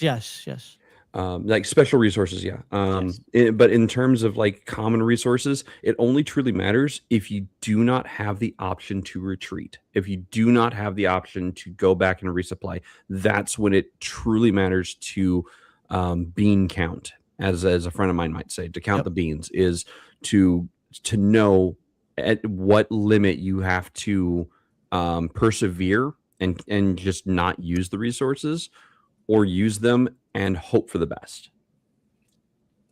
Something else I like to do is giving my players and like treasure hoards 1 or 2 of an item, and then I will never give them more of it. And then somewhere else I'll give them a potion of speed, and they won't see another one for a while. They'll never use it, not because they want to hoard it for something. They forget it's there. Or they think it has to be used for a special circumstance and they don't know when that circumstance is. That's my favorite way of them. Like, I have both of those players, and so if someone's like, hey, we have this thing. Well, how many? I think just 1. No, you can't use it. They finally remembered it 20 sessions later, and they're refusing to use it because of one person is waiting for the final boss. Yep. All right. Anything else you guys want to say in segment 2? Because we do have to move on to segment 3 here. All right. Well, there we go. In our third conversation, our panelists will discuss from skirmish to story impact. We're going to put all this together and find out how it impacts. Now, I know some people are like, oh my God, story. Remember, we do believe in emergent storytelling here, which is the dice create the story. That's how you find out that it comes to be. So we're going to find out how they believe that the skirmish can actually lead to something memorable for their campaign later on. Now, with that, who won you over this round and why? If you're walking away with a new idea or trick for your table, we want to hear about it in the comments. Don't forget to share this video with your communities and friends. Use that hype button to help get the conversation trending. Without your monetary support, there will be no Game Master Insight in 2027. And tell you what, tomorrow's my birthday, and that means we're most of the way through the year. Got, what, 4 months left? 3.5 months left? Oof. We could really use some help. So finally, you or someone you know may make an amazing panelist. Sign up on the GMI Discord, read the rules, and find a panel topic that interests you. By the way, I think last week I had it here, but there's still a lot of whiskey in here. I'm just saying that could go down tonight.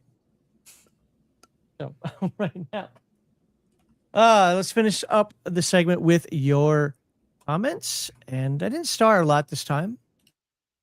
Well, hello. How about if I hit the right button here? There you go. All right, let's go all the way back to somebody sent some jewels. There we go. Squirrel Hermit is here, and he 440 jewels. What is that? Is that $2.20? Is that what we figured out that came out to? Something like that. Whatever it is, it's jewels, and it was an unk alert. Unk. The jewel market has really crashed in the past few years. What's that? The jewelry market has really crashed in the past yeah, few years. yeah, it's all NFT jewels now. But thank you very much, Squirrel Hermit. Appreciate that. Bear the Gen X GM for $2, contributing to the Hat Mouse poster fund. There we go. Unfortunately, though, Bear, I think he knows this, but just in case, I'm not giving any of this to the Hat Mouse. No. There we go. I had one poster hanging of of Nightwing. It looked very small, and then it fell as soon as I went off the first live. It was hanging. So Awesome. I've just given up on having anything back there. Just you just take some crayons and put like a smiley face and just make it a meme. I can't do that. Oh, okay. So yeah, good point. All right. So Bruce Lombardo for $5 again says, make an adventure where the party going to repair in town feels like a post 0200 trip to the Waffle House. Oh God. The players should fear for their safety. Well, it depends what part of town you're in, but yeah, I could see that. Somebody who did that actually was IHOP for us, but in Albuquerque, yeah, that was always fun times. So, thank you for the $5. What do you guys think about doing that? Making just a simple trip risque for them. I mean, it's as risky as they want to make it, right? Like, if they know where the bad areas are, they should know where the bad areas are. Or if they're visiting, like the Winchesters. Yeah. Ooh, well, or my wife who got lost in East St. Louis because she hit the wrong button. Well, she hit the button she thought was the right button, which should have been the right button, but I made it the wrong button, and she ended up driving through East St. Louis. Why do you you see, you know what I'm talking about. Yeah. I used to live in that area. Yeah, well, I lived in Belleville at the time, so but you get the she was not happy with me for a long time. Yeah. I have no opinions, but what I was going to say earlier, Hat Mouse, when I was muted, is that I don't know if you were reading the chat, but they were saying that your background was too blank and bland, and they're like, you got to get background lessons from Mr. Max. Yeah. And they're like, hey, you need a poster of kittens, and then Bear's like, kitten poster fund. That's the lore of all that. If he would have came in, I would have held up my cat, but he's hiding in the other room. But I don't have anything about Waffle House. I only eat meat. I mean, well, I wish, but that's the lore. I only eat meat. That's getting too expensive. If you don't like breakfast, you're not American. Would you say if you don't like breakfast? If you don't like breakfast, you're not American. Heard it here first, folks. Bring back the Red Scare. The first meal of the day is breakfast, even if you have it at 3 p.m. So I love breakfast. I mean, yeah, you're technically breaking the fast, but I think we use it more as a time stamp now, but I don't know. All right. So I use it as a type of food. Oh, that's fair. Yeah, I guess. Yeah, I do too. Make players aware that enemies aren't going to act as punching bags. And I think he summed up what all three of you guys said, but thoughts real quickly? The enemies aren't going to just stand there and be... I mean, if a mortal enemy who has sentience is not going to let you pound on them until they die. And even animals aren't going to just let you pound on them until they die. They are going to run away at some point. Their morale is going to break, more than likely. Nothing that is mortal will stand and fight to the absolute death. Things will run away.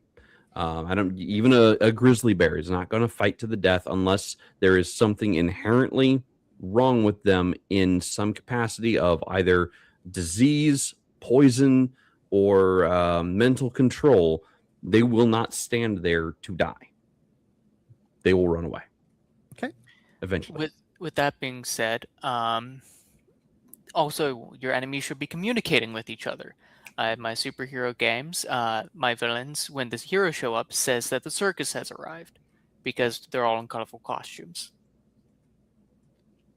And I actually like it, and this is a bad habit of mine too that I don't always remember, is since I'm controlling all the enemies, I don't actually announce their communication as often as I probably should. It is something that I do think about after the fact, where I'm like, okay, I'm gonna have these guys run around this way, I'm gonna have this over here, whatever. And no, they're actually telling each other to do that. The players should have a chance to hear that. Hey, I need you to go around to the left flank, something like that. And it's just something, if there's a weakness that I still have, and then there's a lot of them, that would be one of them, is I forget that the players should be able to hear some of that interaction as well. And if it's a more modern game, you can start using some more modern terminology, like pincer move and then give a location like B12, so that you're telling your buddy where to meet him up before you guys turn and hit the heroes in the rear. Okay. All right, we got a few more here. Good GMs create, great GMs steal. Legion Myth does not promote the idea of stealing. But hey, you know what? The comment is still actually apropos. I don't wear my pirate hat tonight, but you may see it in another stream. Oh, I'd love a tricorn hat. That'd be so cool. It's a cheap cosplay one. I'm looking to get a leather one later. I do Those have are a leather one expensive. somewhere. I collect hats. Oh, so do I. Never would have guessed. The hat mouse. So, Squirrel Hermit, $100. Oh my Two God. drinks. Well, see, that's not normally how it goes, but we always do it that way simply because, I don't get $1 million in super chats. And since he did it for my birthday, I'm going to treat myself to that second drink. I was going to say because it's your birthday. Okay, Yeah. you know what? If I had any Great down minds here, I would think be alike. drinking with you. Squirrel Hermit, thank you for letting me open up my American honey whiskey. It's got the word whiskey and American in it. Honey is just a bonus. So thank you very much. And this is the first shot. Yeah, if I had any down here with me, I'd join you with that one. Thank you. I'm going in to the wait freezer. on the second shot because what you guys might not know is I drank 3 shots fairly quickly-ish on the Sunday stream. And when that stream was over and I stood up, I didn't notice at all until I stood up. I was like, oh shit, my cheeks.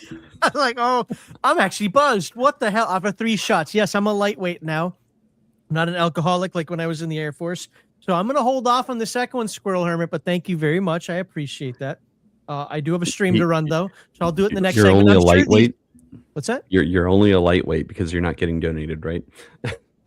No, I'm going to drink the second one. So, I mean, that was a No, donation. you're only a lightwait because Oh, people yeah, are yeah, donating. yeah. Help me build up my tolerance, folks. Let's Yeah. get more. For the health of his liver.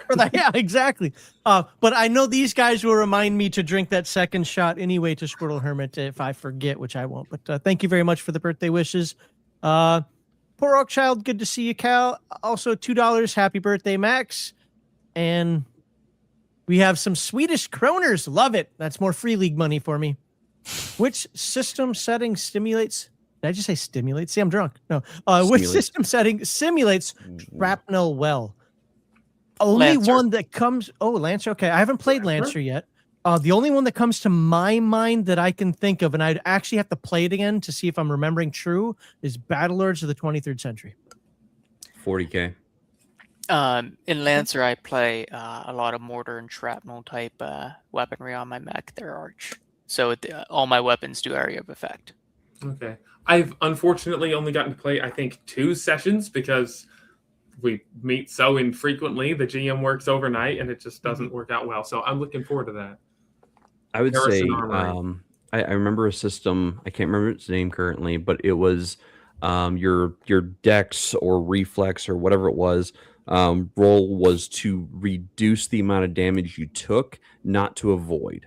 So you knew shrapnel was incoming, and you would roll the dice to determine how much damage you would not take. I can't remember what system is. Also, you can take splash damage rules from any throwable in Pathfinder 2e and apply it to almost any d20 system, and the math still works. There's Yeah. a center point that will deal a larger amount of damage, and everyone around it takes a smaller amount of damage.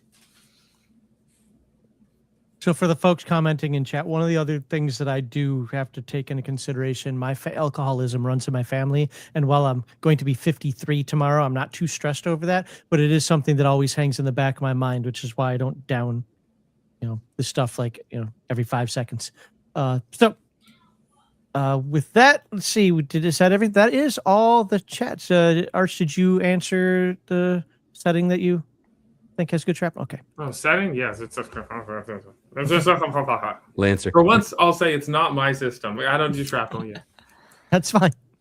Okay. Awesome. Well, experience. Let's get into our segment 3 here. Just a second here. I got to find my... there we go. Why do they always come out like they're old age? I got to look into that. Well, I mean... It's all the old people showing... saying something about me.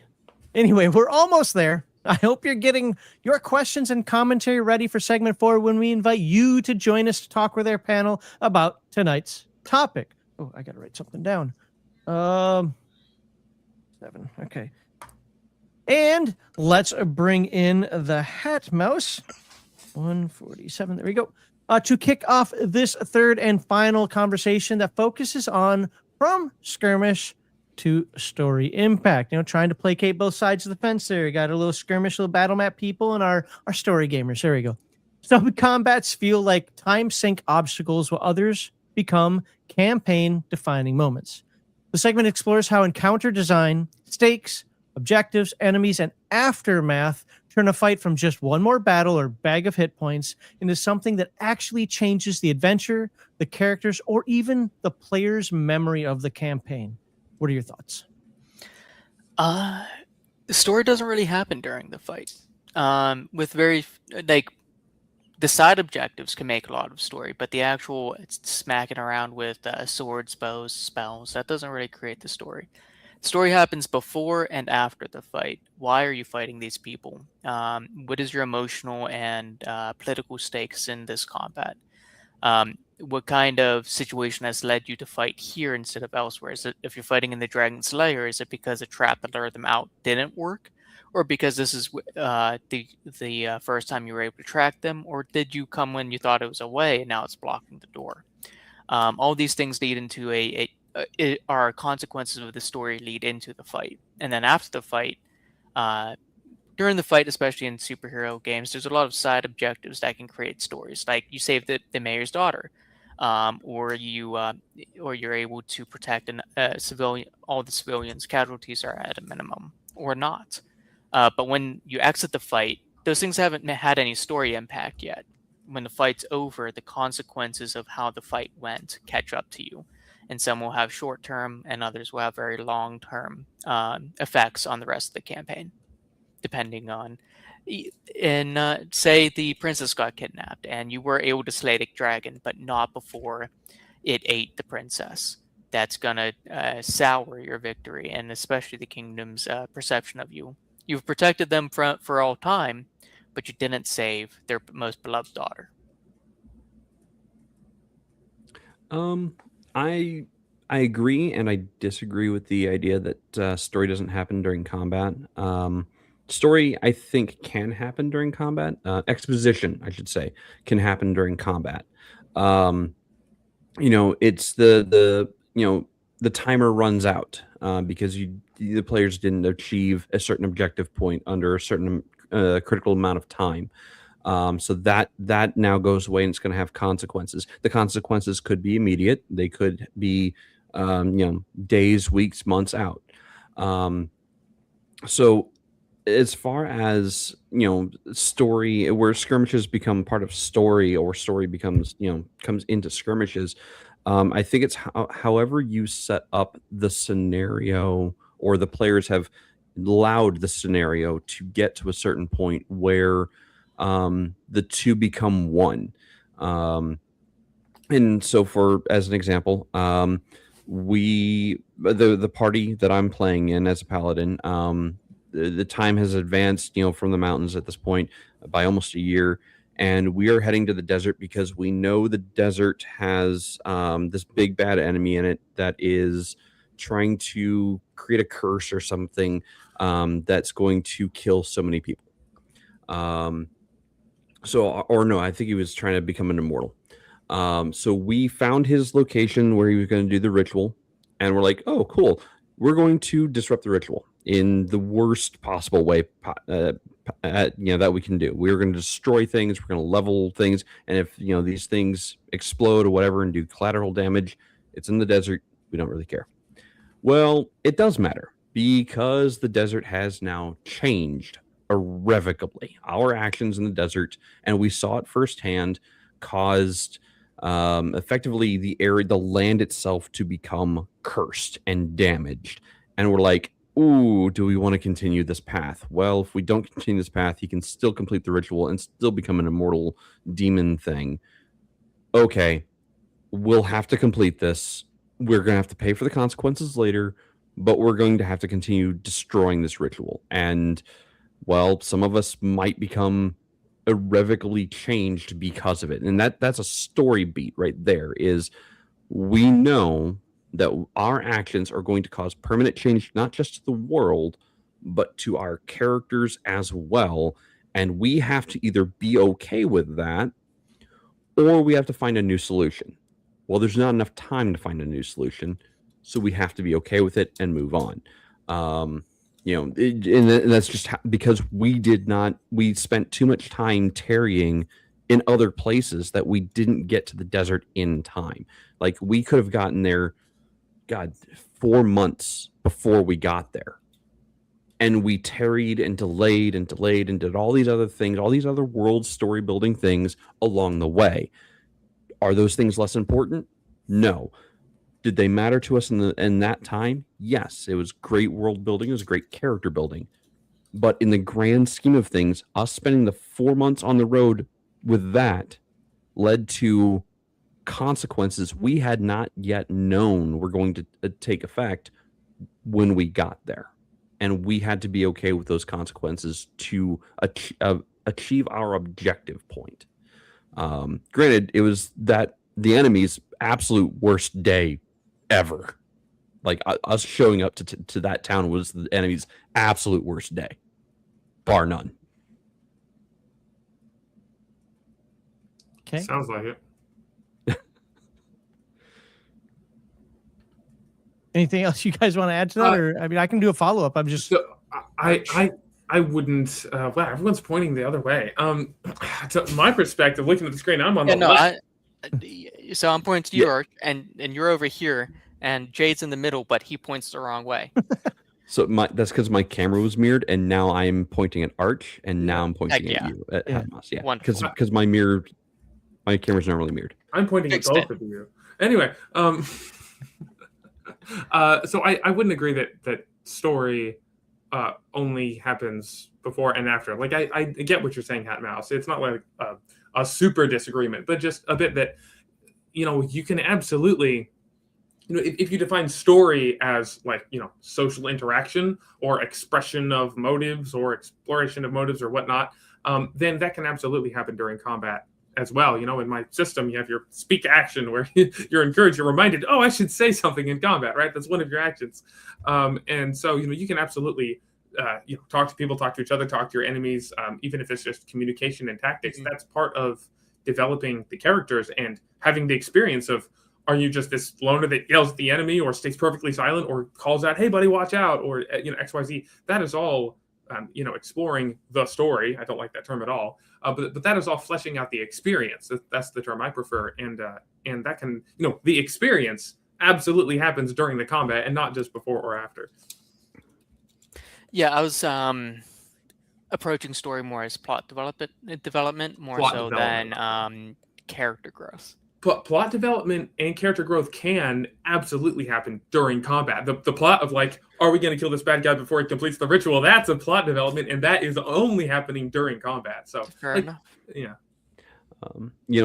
Another thing, concept to take from, I think it was episode 3. I can't remember what they call it or what the actual title is, but Star Wars Episode 3, Anakin versus Obi-Wan. They are having a conversation while they are fighting. One of the most important conversations of the franchise. Right. And so you can have that level of story or character, development and emotional impact during a combat, especially when the stakes are what they were in that scene. So you can, like I said, take from whatever resources you have available to make something interesting, make something your players will go, I know that scene. I watched that scene, and now I'm living that scene. And have those moments where the characters are not just the characters, but the players are emotionally into their character and be like, I can't believe we're about to lose this one prominent character who's been with us since day one because we did dumb things and weren't paying attention.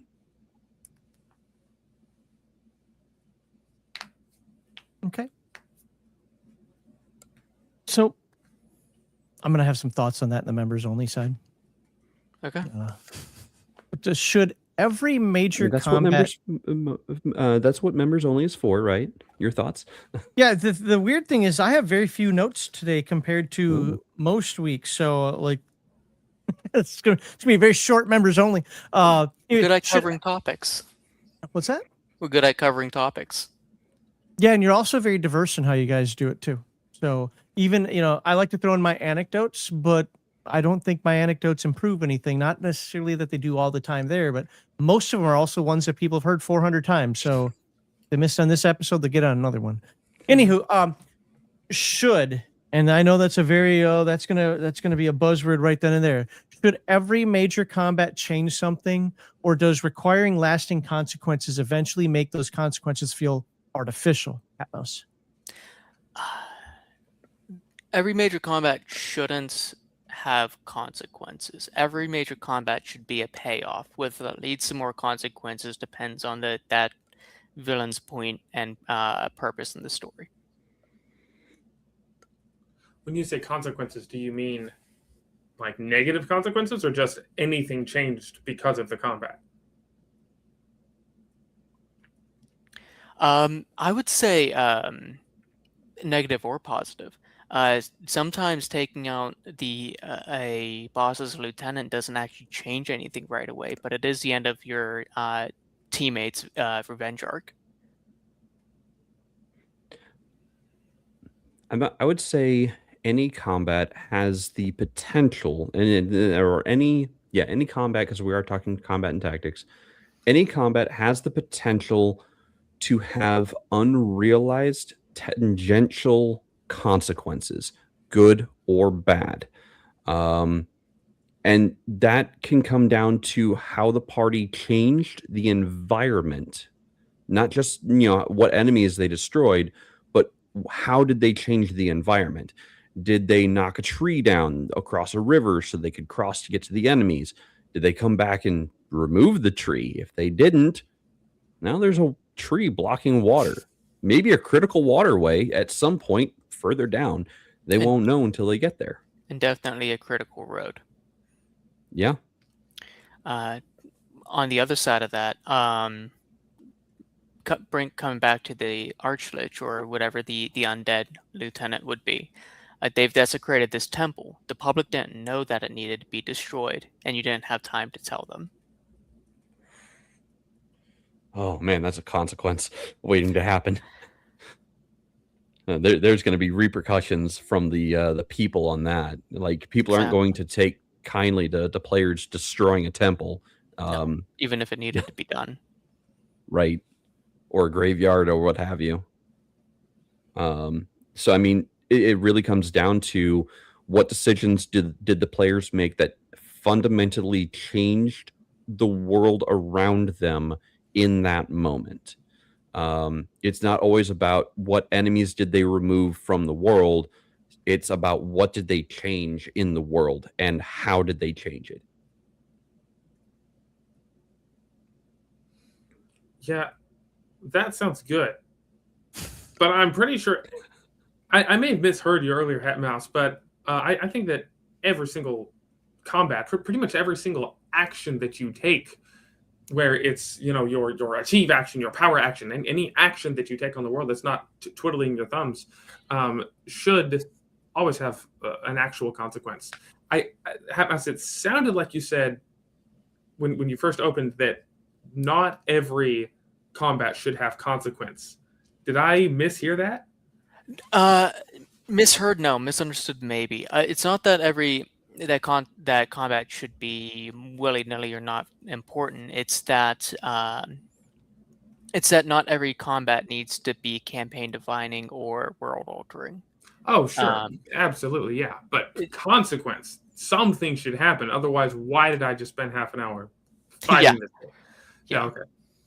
Yeah, and I am a proponent of yin yang, of pacing, of upward and downward beats, where you should have, and again, this is on the players and not on the arbiter. It's not their responsibility, but optimally, you would have some combats that were very difficult, some combats that were very easy. If every single combat is this edge of your seat roller coaster, you might lose everyone. It's razor thin away from TPK.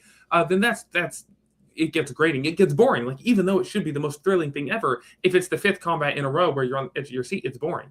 I think having a combat where you absolutely whip 10 bandits, or you fight off a pack of wolves, and there's like 2 attack rolls the whole time because you bare your teeth and swing at him and hit a wolf and he whimpers, and you shake your torch in the eyes of the other one, then they run off.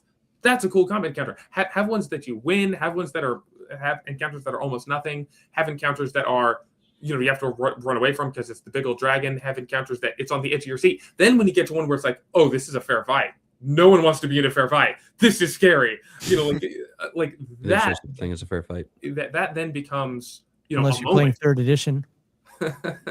But that then becomes a moment. It becomes a combat to remember, rather than, oh, great, another perfectly balanced combat encounter where the GM looked at the CR and made sure everything was matched up, and like, no, absolutely. Yeah, CR is literally one of the worst things to ever happen to gaming. Yes. CR, and just the concept of balancing the encounter beforehand. It's like, no, you're not my daddy. Don't hold my hand. Don't feed me a perfectly curated meal. I want to play the game myself.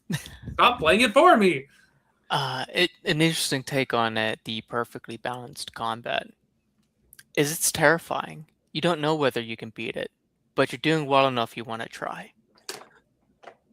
Assuming that the numbers in again, because I am 3.5, that is my origins. Assuming the numbers in the book actually make it a fair fight by the numbers and action economy, yes.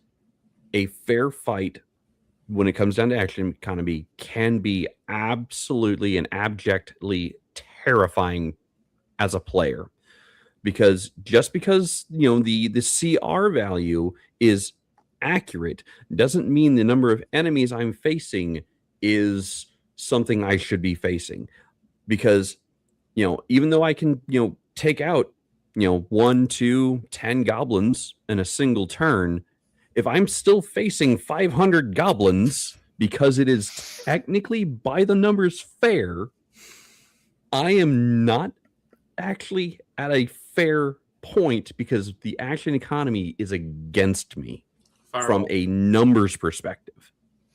I was running a Star Wars game where I did the invasion of Kashyyyk, and they were not ready for those to come out of the ocean onto the beach.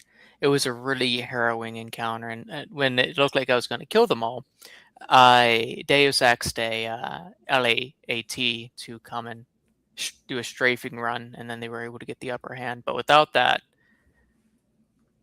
just the numbers forced. They're like, oh, they came with video game mentality. Oh, we can take this, and so they didn't plan properly, and then they just rushed forward, got surrounded, and almost TPK'd on the first session. That pay to win mentality. Let me come and rescue you. See, they had video game mentality and they never lost it because you rescued them. Let them die. Break. Well, break. But at that point, that was a resource, wasn't it? Like that was them calling in a resource. Essentially, yes. They were able to establish comms. They called in for backup, and that was the backup they were able to get. Danger close. Well, unfortunately, we have to keep this segment short if we want to. Actually, how about this, folks in the chat? If you have an interest in asking these guys any questions or providing comments, concerns, whatever about tonight's topic, has to be about tonight's topic. If you want to come in and talk to them, please post something in the chat there. Else, I'll add a few more minutes to this so we can drag this in. Wow, so we can move the segment a little further along here. Else, I will have to end it, unfortunately, and do more in the members only. So. Let me know, folks, what your thoughts are on this so that I can either give them some more conversation time or you guys can have the time to pop in because we are done here on the public side in less than 25 minutes. So, in the meantime, if you look back over several sessions, what signs show that and I'm specifically using the word tactical, whether you do it theater of the mind or you do it battle map or you do it somewhere in between, but it's that the tactical aspects of the game, the visualization, the trying to do the right thing, trying to think combat like a combatant, so to speak. What signs show that tactical combat has strengthened rather than slowed the campaign, no matter how long the combat may be at the table? And it starts with the Hat Mouse. That's going to come down to player engagement. If they seem excited, if they're in character, if they're making decisions that either they or their character would have made given the same tactical scenario, then you're succeeding. You're actually creating a memorable moment. They're going, even if they can't remember the details, they'll know that this was a fun game. If they roll the dice, it's a 4, I fail. I'm not going to do anything else my turn, even though I can pass on to the next guy so we can get through it. Then you're just adding too much to the combat, and that's going to be a group by group decision. Not every group's going to buy in the same way to a more mentally labor intensive game. Okay, Jade Arch. Trying to decide how to best answer the question, Arch. Okay. I am deciding how best to remember the question. Do you want me to ask? Remember the question. Okay. Okay. Yes. So looking back after several sessions, what signs show that tactical combat has strengthened rather than slowed the campaign? Strengthened the campaign or slowed it. I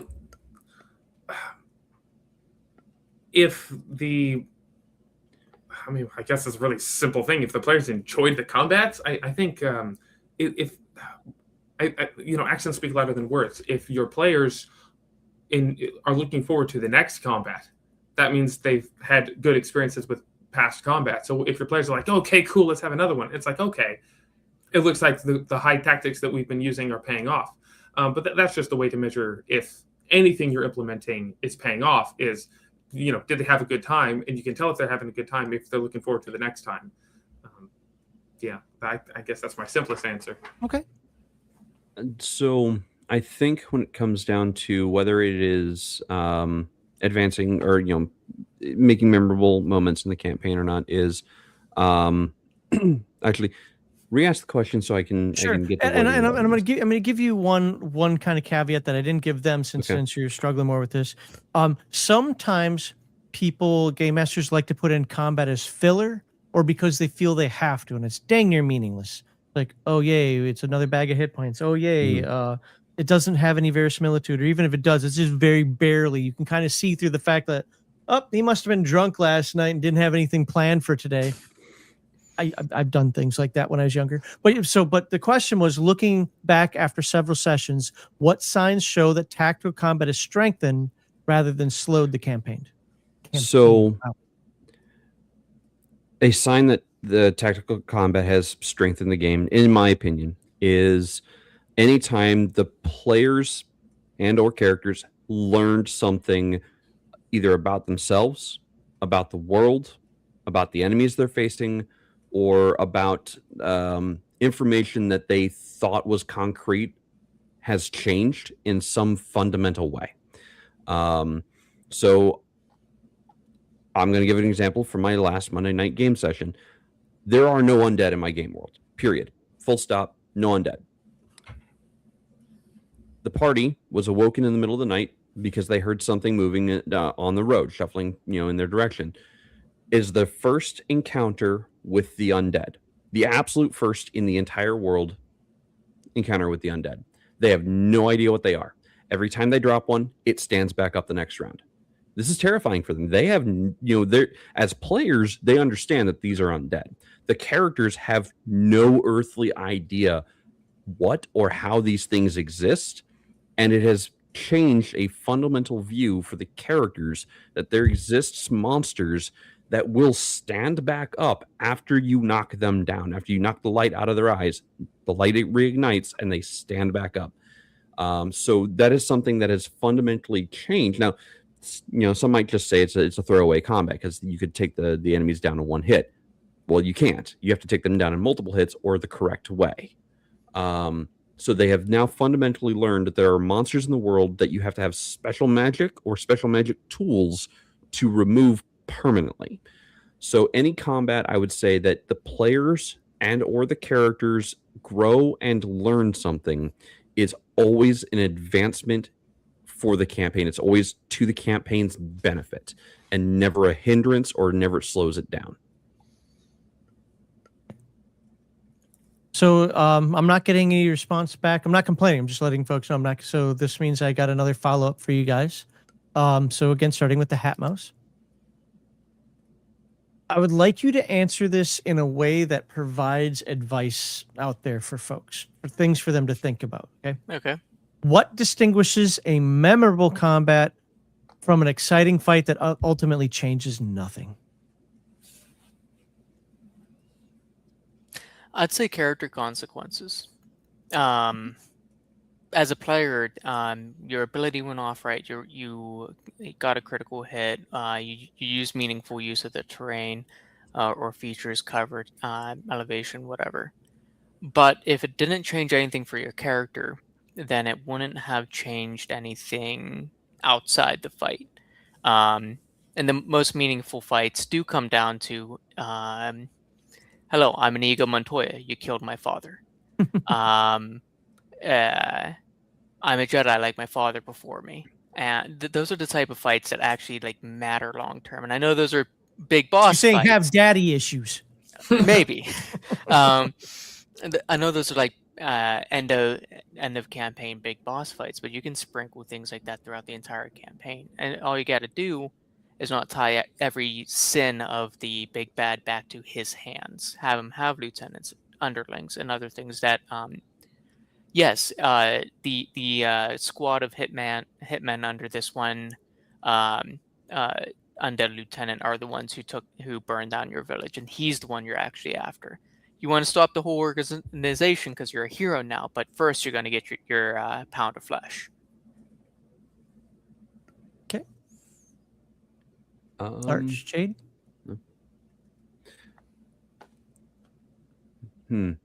Memorable combats. To me, I mean that is the question. Memorable combats. Versus, So the nuance here is that wow, this fight could have been exciting. Or man, this was a really exciting fight. This was kind of neat, but it just changed nothing. After about 4 or 5 sessions, they might forget about it. What distinguishes a memorable combat? It's do you remember that? That was either epic or horrible or oh, it had that consequence as the Hat Mouse was talking about. Whatever happened to me versus wow, that was neat. We had a couple of cool rolls, but then life goes on. From a player perspective, because I've been on both sides of the fence, game master and player. From a player perspective, I would say the most memorable combats to me have the most wild shenanigans from not just me but other players. Things that are just that make the game master go, "Huh, I was not expecting that." Like, scenarios where I'm playing a Shadowcaster from 3.5 Tome of Magic, and I have a spell that can reach 45 feet and does like 135 points of damage. We're like 40th level at that point. But not technically a lot of damage, 135 points at 40th level, but still just a like, wait, you reach from 45 feet away to do how much damage? Or a scenario where we were facing Driders in a very narrow, like not tall cavern, but it was wide but not tall. And I used Average Black Tentacles on floor and ceiling to stop their advance. Something the game master had not, just didn't think about. It's like, wait, you can put Average Black Tentacles on the ceiling? It's a surface. Why not? And then my fellow caster followed up with Cloud Kill. Just like I said, memorable moments are shenanigans a lot of the time, and things that are just like, huh, I really didn't think about how that would work. So yeah, shenanigans. I think the question kind of answers itself. Is the difference between one that they remember and one that they don't remember is that the one that they do remember changes something. It's that if if it was the turning point for some event, some whatnot, this is when the city fell. This is when we lost the king. This is when we saved the princess. This is when we killed the dragon, and now the Dark Lord is landlocked and he can't fly anymore. So now our armies can actually play a role in here, because he could just fly over all our armies before. So when you remember, oh yeah, the combat itself may not have been super exciting, but if it had a long-lasting effect on things going forward, again, going back to tactics and objectives, if it has a long-lasting effect and actually changes your plans and your tactics and your strategy and your objectives going forward, that's the one that people remember as that turning point, that pinnacle, and it might even be more memorable and have more of a nostalgic fondness than even the boss fight itself, where you walk up and kill the enemy. Because yeah, sure, that's a turning point, but that's the end. But the one you remember is like when we finally killed that guy's dragon and he was landlocked and we knew we had won. Like, that was great. Like, we knew he was landlocked. That felt good to like defeat the enemy and ground him, and like, we frustrated his plans and now we can win. And that to me, I'm just thinking about it, that is far more interesting, and it's memorable because it's a turning point. Okay. Another most memorable combats from my previous times as a player are any combat or any scenario that we abjectively lost. Anything that's like a sting to the characters, like we should have won, but somehow through decisions or whatever, we lost. Those ones will stick with players as well. Like how do we do better? How do we prevent that from happening again?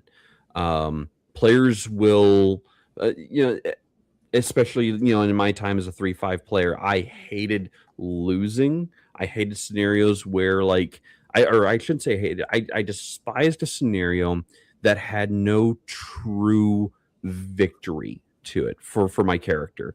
Because nobody likes to lose. Nobody likes to run away with their tail between their legs. Nobody likes that. So, not even the enemies like that. So any scenario where the players must retreat or face absolute oblivion and the worst possible outcome, for the everything because everything's on the table at that point.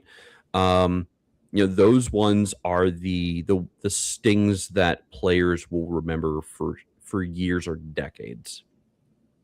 I still remember one of the worst losses one of my characters suffered, and even today, I'm like, I think about it as a player, not necessarily the character, because that campaign ended years and years ago, decades ago now, and I'm just looking at that like, how could I have done that differently? How could we have succeeded in that scenario. I've had a few characters die that weren't ready to go, but they did something stupid. Dice don't work out with them, and all of them have been in hero games. Was it always stupid though, or was it sometimes just, you know what, that's the luck of the draw? Somebody clubbed you just right, or whatever happens to be. You know, situation occurred just right that wasn't in your favor, but wasn't necessarily stupid. Only one of them wasn't stupid, and one of them, the character should be dead right now, but got rescued by one of his teammates. The one that wasn't stupid is Penguin was about to get away in a DC game I was in, and so my hero ran in, and he's a Daxamite, which is all the worst parts about being a Kryptonian, because he's not bulletproof. So he actually takes more damage when he gets shot, and the Penguin has a gun cane or a gun umbrella, so it that didn't end very well. I think that was the only one that was stupid. That was one of the main ones that were stupid. But I lost a lot of characters to rushing in blindly. Yeah, I'm gonna talk a little bit about I'd, that in the members only side. Yeah, I had a character. Granted, early 3-5 days for me. Like I thought about the game as effectively chess with additional rules and powers. That's how I approached the game as a younger person. And I had a character that would run into every combat. He was a monk barbarian build. And yes, I use those words on purpose. It's going to make a lot of people feel a lot of ways. I do. Whatever. I already do. I need this drink. Thank you, Squirrel Hermit. I'm going to take this drink now because Jade's upsetting me. But go ahead, Jade. So the character was a monk barbarian build, and he would run into combat like just full force all the time, and he did not care for talk much. So there was a point where the game master was trying to give exposition, and my character was bored and is like, all right, enough talk, time to throw hands. And the enemy had a god slaying blade, as the game master described it, and it only took one hit, and my character, because we didn't know at the time, we were already on the road for apotheosis. So my character, instead of dying instantaneously to the blade, had a wound that would not heal and blinded him in his left eye. Because it just would not heal. So he had to wrap it up, keep it tight so it wouldn't bleed profusely. And it spawned an entire series of quests to find out, 1, what the weapon was, 2, how do I heal this wound, and 3, how do I get revenge on the bastard who did this to me? I would think healing the wound would be number one. Well, I mean, it won't stop bleeding. Healing we have wounds. A barbarian monk. He knows how to control his emotions until he needs them. He doesn't have a lot else going on up there. I mean, he might have had a minor healing potion addiction by the end of it, but that's beside the point. I would say it's addiction if it's practical. Finding out what the blade was part of figuring out how to heal the wound. Because we didn't know what the blade was, we could not figure out how to heal the wound. I have two scenarios that I still remember from my first game ever. First time I ever played any tabletop game, D&D. Great dungeon master. At least it sure seemed great at the time. Like I don't have anything to compare it to, but it was awesome. There was an encounter. I think I was told. I think there was some kind of mission. Like, hey, there's something in the sewer. Go check it out. Maybe. No. I was following someone. And they went into the sewer. I was like, yeah, I'm totally gonna get this person. Okay, I go in there, and I'm probably like level 11 wizard or something. Because he started me at level 10. He's like, the game doesn't even start till level 10. It's like, all right, dude. So like brand new player, level 10 wizard. Anyway, I get in there, and he uses the assassin stat block, which I don't know the CR, but it's just a ton. The master assassin, ton of damage. So I walk in there, and he just sneak attack, tons of damage, like 90% of my health gone. I'm like, no way. And he's just shooting me with bolts and whatnot. It's like, this is absolutely terrible. I barely escape. And then I plan. I know he's in there. So I prepare Petrify and Stone Shape and a few things. So I get in there. I find some way to get up to him. I petrify him, flesh to stone. Then I stone shape. I take his body and his limbs, and I combine his arms and his legs, and then just sit him down there. And then I go stone to flesh. I unpetrify him. Actually, I got a cleric to come in and cast Greater Restoration. So he's sitting there with all of his flesh melded into itself, and he's like, seriously? I'm like, yes. Now tell me who you. And it was so cool to be like almost dead. This thing was way too powerful for it. It was a duet game. It was just me and the GM, and so way too powerful for me. But the GM didn't care. He's like, this is the assassin. He's here. I don't care what level you are. This is the world. Was, yes, almost died, but that felt so good. And then the very best thing that I remember the most is at the end. It wasn't even a combat encounter. I was betrayed by my friend, and he summoned like the archdemon, and he came in. And all of his enemies turned to dust, which included me. And we just died. And it was like, this is the greatest campaign ever. So, yeah. I remember the times that I failed or almost failed. It was awesome. All right. Well, we got to end this here in the next couple of minutes. So let's get ready to wrap this up. So for the folks out there, which panelist made the case you didn't see coming? Was there a take that actually shifted how you think about running your games? Go ahead and drop that in the comments here. Right now is the time to become a Legion Myth channel member by hitting that join button. You can also support after the live stream with super thanks. Remember, without your support, we will be off the air in 2027. Do you think you have more panel presence, better opinions, more experience, or something else to improve upon a panel like this? You just want to be like Hatmouse and join us for the first time. He's been an awesome guest today, by the way. So do you want to be on for the first time? Well, sign up on the GMI Discord, read the rules, and find a panel topic that interests you. Now, let's read some more super chats and Rumble rants. I'm not sure I got any in this one. Oh, got one comment that I starred. Then we're going to go into the members-only version where maybe ask them a couple more questions, and I definitely got some comments of my own to make of things that were said earlier. Nerd says probably a comment I think most of the people agreed on. I know I did, and other people in chat agreed as well. It said, just don't stop role-playing during combat. That's really all it takes for combat to contribute to the larger story. Too many people pause one to start the other. Oh my God, yes. And I'll tell other stories. I had a long conversation at work today about gaming and whatnot with some of the folks. This is kind of a Dead Friday. But one of the things I was talking about was how I played in that Pathfinder 2 game, and I just refused. It's not like an obstinate refusal, like, no, I just won't do it. It's just not how I play. It comes out as it's not how I play. I don't say, well, for my first action, I'm going to do this, and for my move action, I'm going to do that, and then, for my reaction, and then my bonus, I don't talk like that. I don't ever talk like that. I say things like, and I'll just use my character from that game, I've got my shield up. I'm going to step forward. I'm going to open the door. And if anything comes out, I'm going to poke it. Stuff like that. Like, yeah. I'm going to talk like my character. Now, the game master will say, like, okay, you can do 3 of those 4, or you can do 1 of those, or, yep, you're ready to go and you're now holding your action, or whatever it happens to be. I don't care. I don't care. I'm going to describe to you what my character is doing.